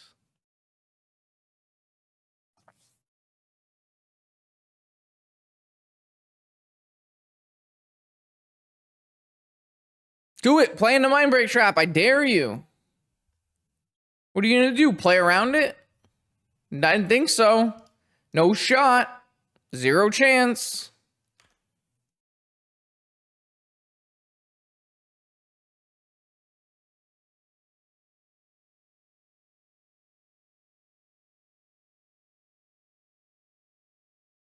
So it gets Black Lotus, and I cast Lavinia and Engineer.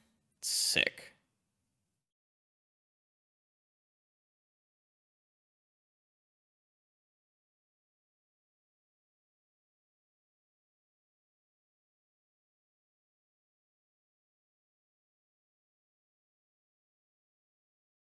And then I have the Win in my yard. I have a Lavinia and a Forest. God. This deck is cracked. Look at this. It's broken. It's the good cards. Easy game. Not even close. It's hard to think of a better hand than one I just drew, though. It was a pretty nice one. All right. I got a cat.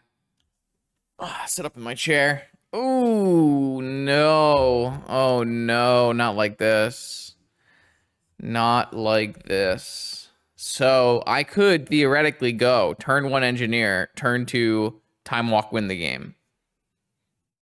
But my opponent is playing Jewel. So I have to keep a hand with Force or Mindbreak Trap, right?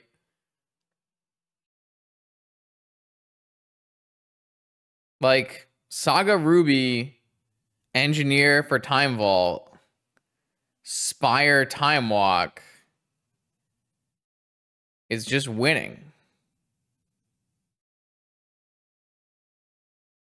It's game 3 on the draw. I can't keep this hand, right? It's a turn 2 win, but that would mean they don't kill me or they don't have force, right?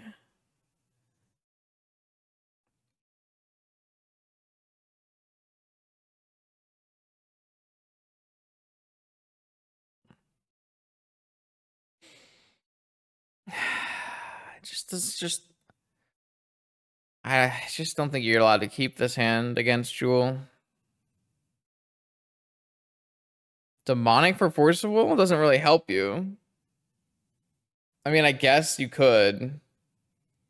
You could go Spire Demonic for Force, but then you don't have a Time Walk, and you're winning on like turn 5, and we're on the draw. So, just gonna mulligan. Yeah, this hand slaps. Gimme.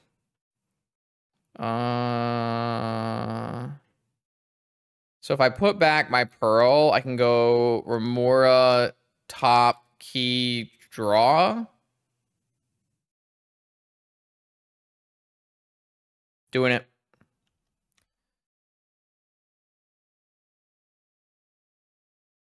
Oh no, I think key is better here than I think key is better than I'm trapping this. I think key is like better than Mox there.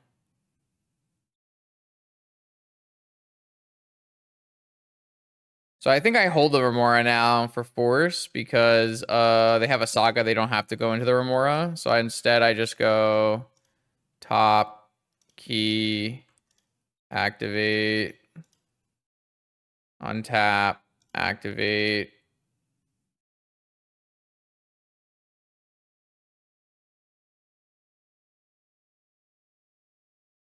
Not exactly what I had in mind. I was kind of hoping we would draw some mana.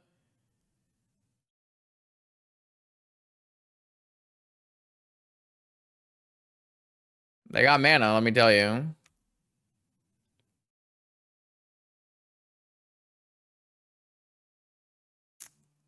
Yeah. What did I bottom? I bottomed a Pearl that does actually nothing. Okay. They're gonna tap this Grim to make a construct. Like, keeping Saga no payoffs is illegal, right? Like, that's not a valid play, right?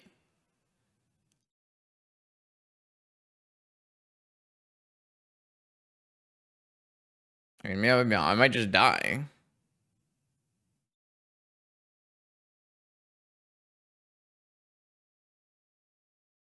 Yeah, but then I wouldn't have had one of my other things, right? I would have had to get rid of my key or something.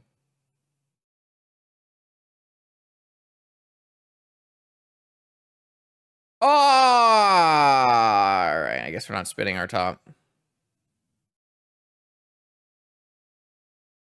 I can't believe my opponent made this line. I hate it. I hate it so much.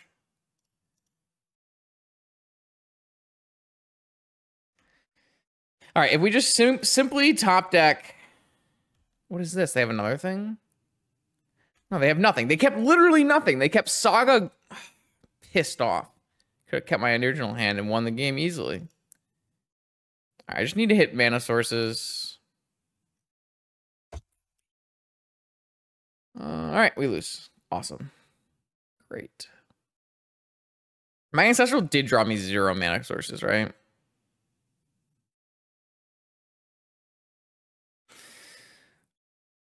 Oh, that is the most tilting loss of all time. Just like not keepable hand, and I get wrecked. And I Ancestral hit nothing. Brutal. All right, 5th and final round. Let's see. I have a cat.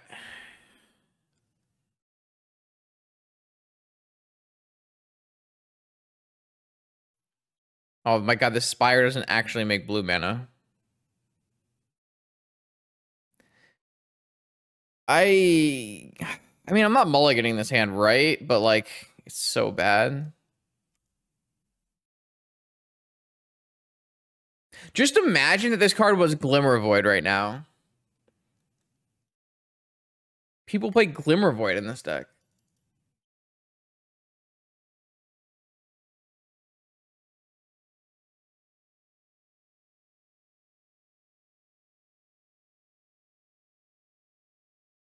I mean, you're still keeping this hand, right? You're not mulliganing this hand against a player who's likely on shops. Like,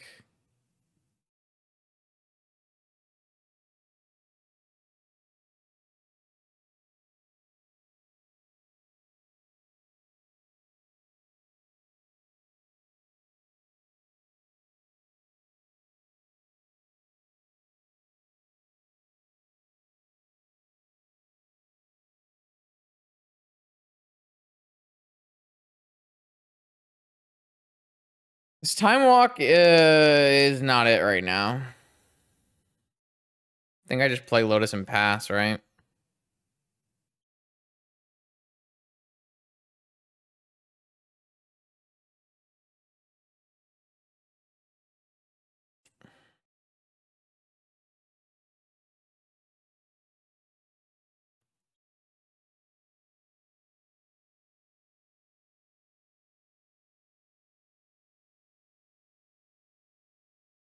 I mean, I feel like if you do what you're saying, not me, the deck loses its power and identity and just becomes another Lurrus like fair pile, right?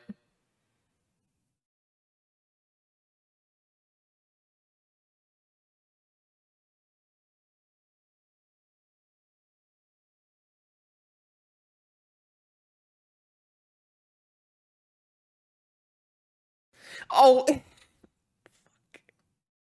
okay. All right, it's fine. It's okay. It's just a workshop after Triple Wasteland Black Lotus Sphere. No problem. No problem. Oh, I keep drawing lands though.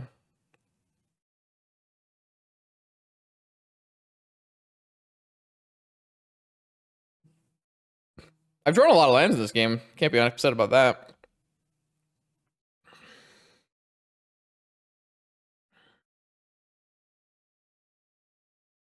I have a portable hole for that. Oh, that's not good. That is not good.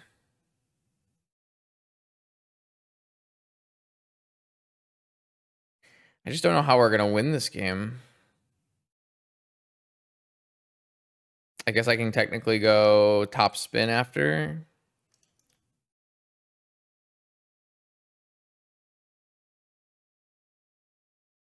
I just don't know if that's actually a winning line. It's probably just like not a winning line, right?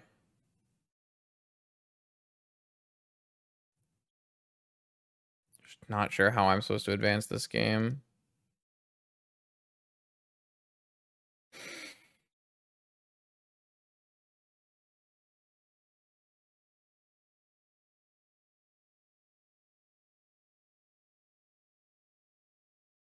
Kind of close to a Lurrus.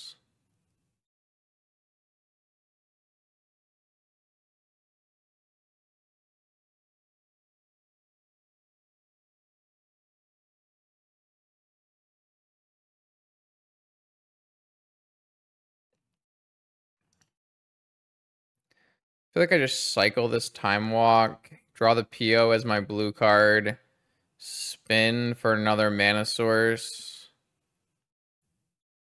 and then... Oh. Well, shit.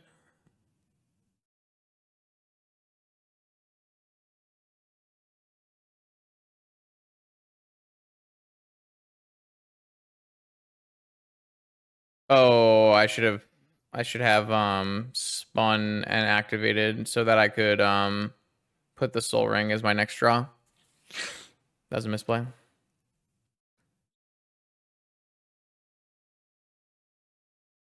Now I'm gonna have to use my top again. I'll have to cast top, draw with top. Oh no, I can't because I won't have a... Yeah, I'll cast top, activate, draw with top, yeah. I should have spun when I with my Mox Opal and then activated. Not a shot in the world of that happening. This game's kind of close for how not close it is.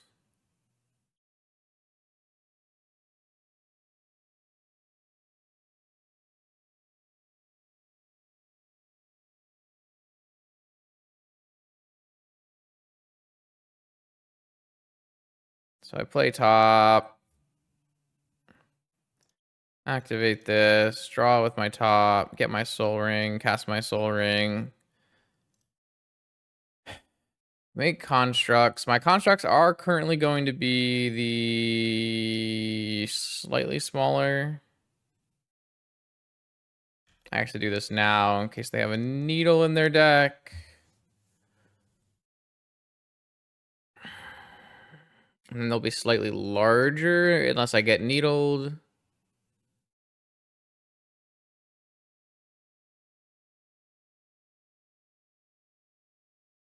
Am I getting...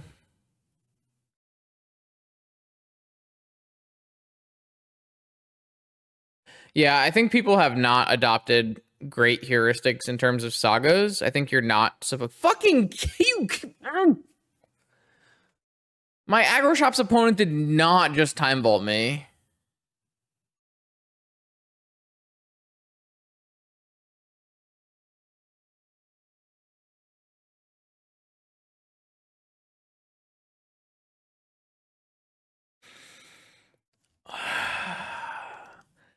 What I was saying was I think people have adopted really bad wasteland heuristics in terms of saga and have not really adapted very well. And I think that's another reason why people think saga is a lot better than it actually is. Like saga is extremely good and forces you to rethink how you're supposed to use your wastelands. And I feel like people just don't do that.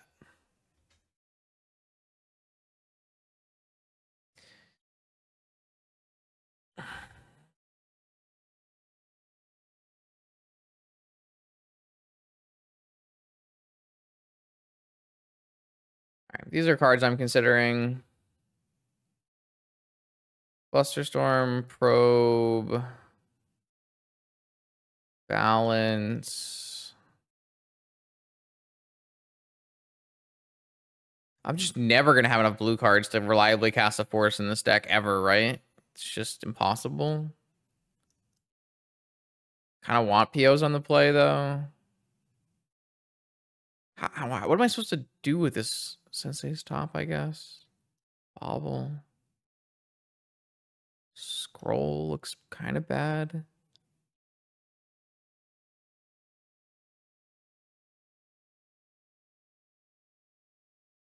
I don't like the look of this mapping. This mapping is really sus. Maybe I'm doing something wrong with this mapping.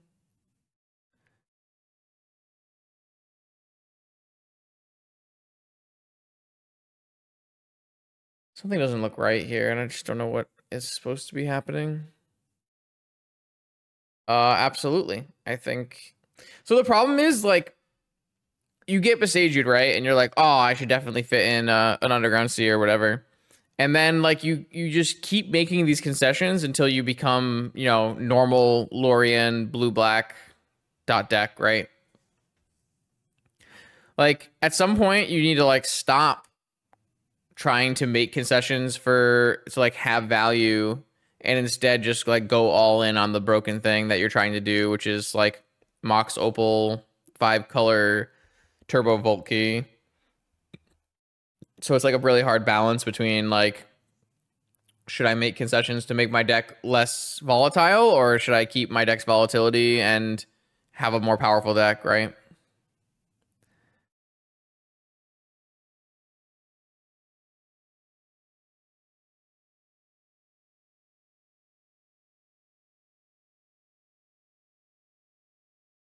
Yeah, I'm like, well, we talked about that earlier. You should probably make that change, but I'm just talking from more of a philosophical angle, I guess. Not a philosophical deck building angle, or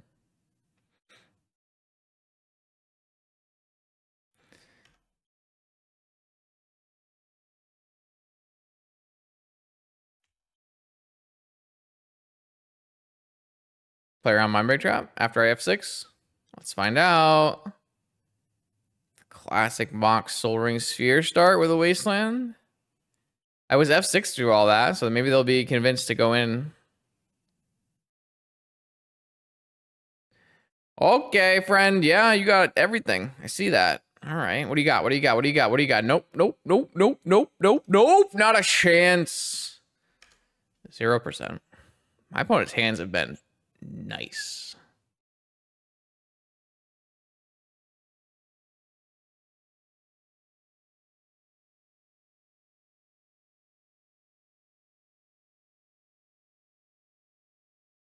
I think playing Lurrus is worse because I don't get to hold up Spell Pierce. So I'm going to play Goblin Engineer. I don't know what I can get really. Like, so like here I would I guess we can loop Haywire Mites. That's kind of, that's probably the best. I was going to say loop Baubles, but I don't have Baubles. This way I can just go like Lurrus, play Mite. I guess I can't do all of that in the same turn, but at least gives me answers, I guess.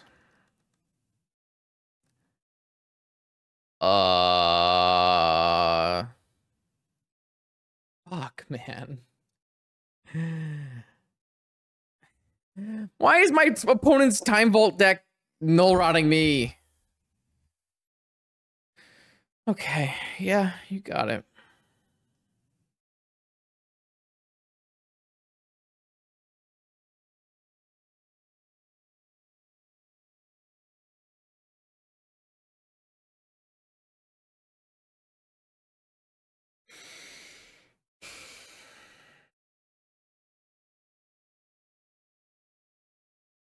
I've been kind of a whiny stream tonight, huh? Oh, I am very glad I didn't play Lurrus into Caracas again. I would have lost my mind, huh?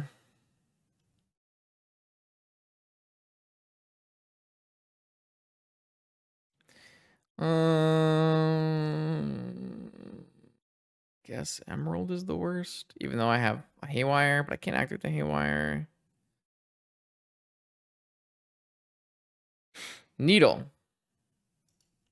What do we Needle? Wasteland? Gotta be Wasteland.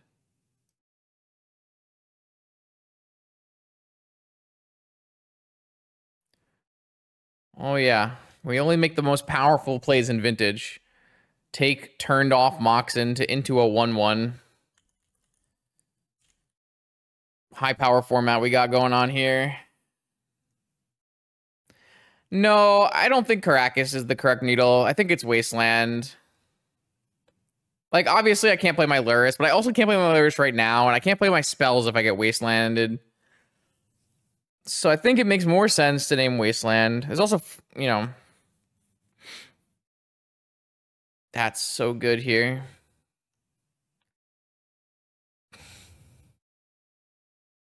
Watch them just, like, cast Crucible here. Metamorph? Interesting deck. What? There's a Null Rod in play. Oh, I guess this is a 1/2. Okay, yeah. I mean, I guess this is the 1/2, so it makes sense. Okay, yeah.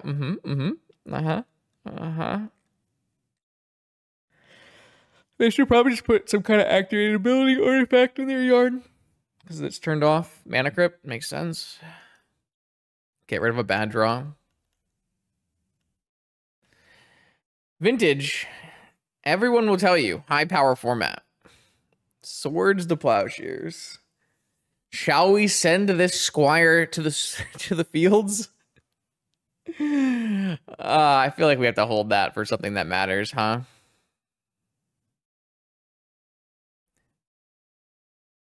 So what I can do is I can loop my Haywire Mite for 0 life because I have to pay a life every time. So even if I gain 2, I'm not actually gaining any life.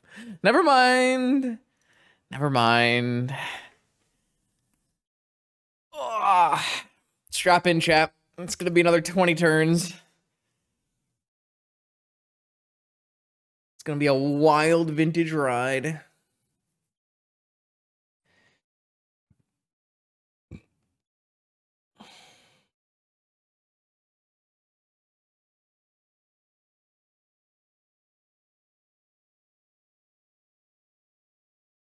Another Metamorph. Okay. They're thinning their deck out. Get rid of all the activated abilities.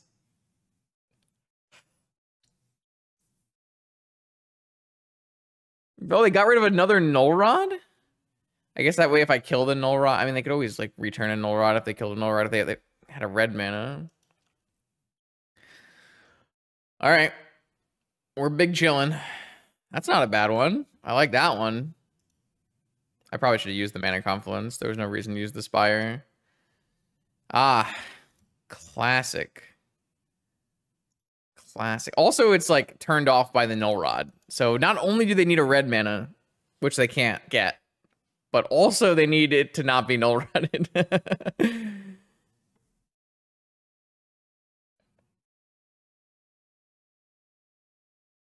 Oh, I'm gonna fall asleep before I finish this match, chat. There's no chance. There's just no way I make it through this game. Hey, Wasteland, no shot. What? How does this Null Rod deck just have...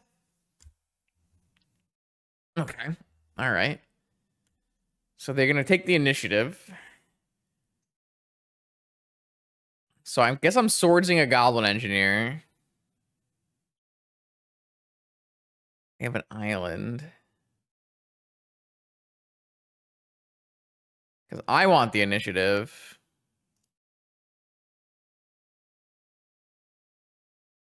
Come on, give me a land. Just give me a land so I can play this Lurrus.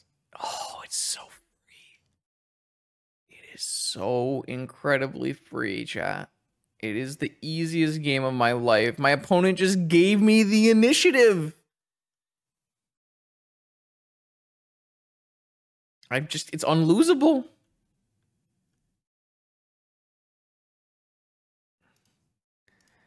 Everyone thank the opponent for allowing us to live. And not only live, but thrive.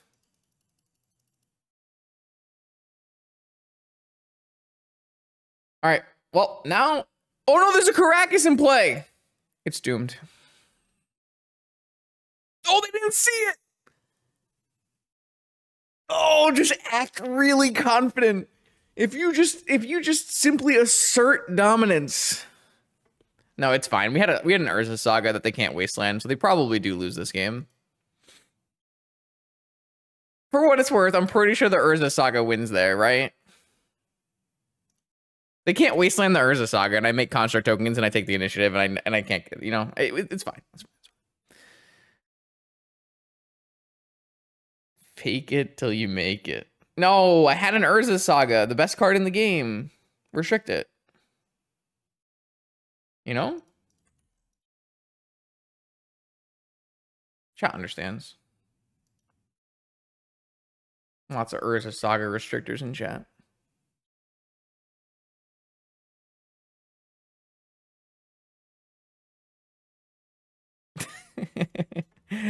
I named the right card. I'm pretty sure the Wasteland name was extremely correct for the exact reason of I can draw Saga, right? Uh-oh. Inventor's Fair. Foundry Inspector. My opponent has the most random combination of cards in their deck, I swear. I think I need to get a Saga going.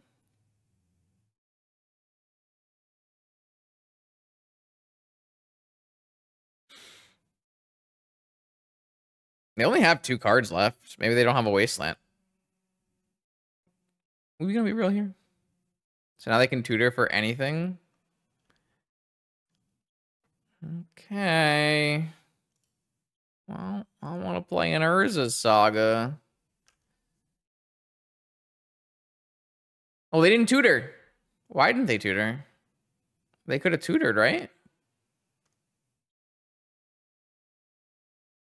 I'm confused. Tutor. There's no shot they have a Crucible in their deck. There's like foundry inspectors and stuff happening. There's just no chance. What am I supposed to do here?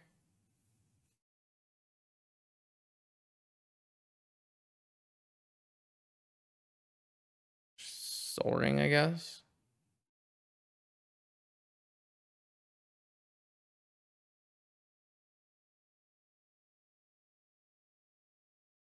They're just not using the Inventor's Fair. I don't know.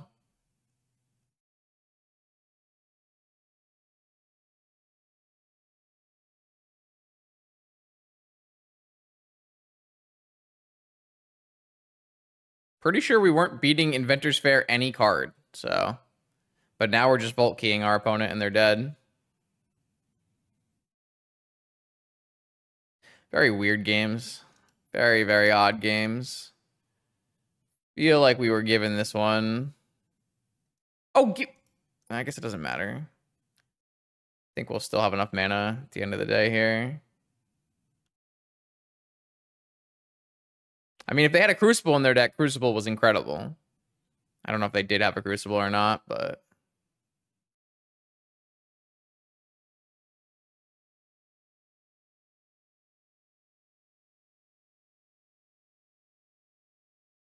My turn. We each get a Vault Key. All right, so we went 3-2. And it felt like we had to work real hard to get there. We did get a win versus a Collector Oof deck, which was surprising. But in general, I was pretty unimpressed with this deck. There were a couple games that I thought were really impressive. But a lot of the time, it just feels clunky and mismatchy. The Mana Confluence number 2 should probably be a Tundra. This Yogg-Will is probably just not worth it. There needs to be like multiple more blue cards in the deck. So you probably have to like cut the swords and play, I don't know, Negation Mystical or something like that. But you definitely don't have enough blue cards in your deck. And then I just don't think this is what you want to be doing with your Lurrus, with your Saga, with your blue cards. Like, I am not convinced playing 3 Thoughtcast, 2 Paradoxical Outcome is better than just playing 4 Lorien. And, like, just get rid of this stuff that's happening here and, like, make it more pointed. Like, Engineer is kind of, like, one of the best cards, which is why you're in 5 color, but... like Engineer and Might are like probably the 2 cards that I thought were like overperforming, but I want to like try to streamline this into some kind of Esper deck, and I just don't know how you would do that and still retain its like power. And not to mention you still need to retain the certain number of blue cards to hit to be viable as a forceable deck. I don't know. I don't know the answer, but that's kind of the reason why I haven't been pursuing this path. I just don't think this is worth doing. Obviously, the deck has the power level to play in Vintage. It's playing a bunch of Vintage power level cards. It's playing a bunch of cards that are good against Vintage metagame. But for me, I just don't see it. But yeah, like we can do that, Nami. But then, like, what are you doing differently than the rest of the field at that point? Like, you're cutting this, and you're going to Lorien. You're just playing another Lorien control deck, right? Like, you're not actually doing anything interesting or new or powerful. I don't know. Like, say you play, like, you're cutting Goblin Engineer. I guess, like, you could theoretically stop here and just keep only Spires and, like, turn these into C's. And then, like, you're gonna try to tell me that, like, playing Spire of Industry and playing, like, Goblin Engineer Haywire Might is better than playing Wastelands? Seems dumb. Like, that's what I'm saying. Like, the minute you start cutting things, like, tons of stuff doesn't work anymore, because that's, like, the whole point, is you're all in on artifact shenanigans. So, yeah. In my mind, I just don't think I need to test this deck. I don't think it's interesting to me or powerful enough to be worth trying more. So, but if it is something that resonates with you, by all means, it is a powerful enough deck, and the numbers don't lie. Sprouts and Shere Khan have been putting up incredible numbers with this deck. It is the highest win rate deck in the format, technically, even though it is, of course, you know, kind of fake data with a small sample size. More vintage content Monday, Wednesday, and Friday on this YouTube channel. I will see you then.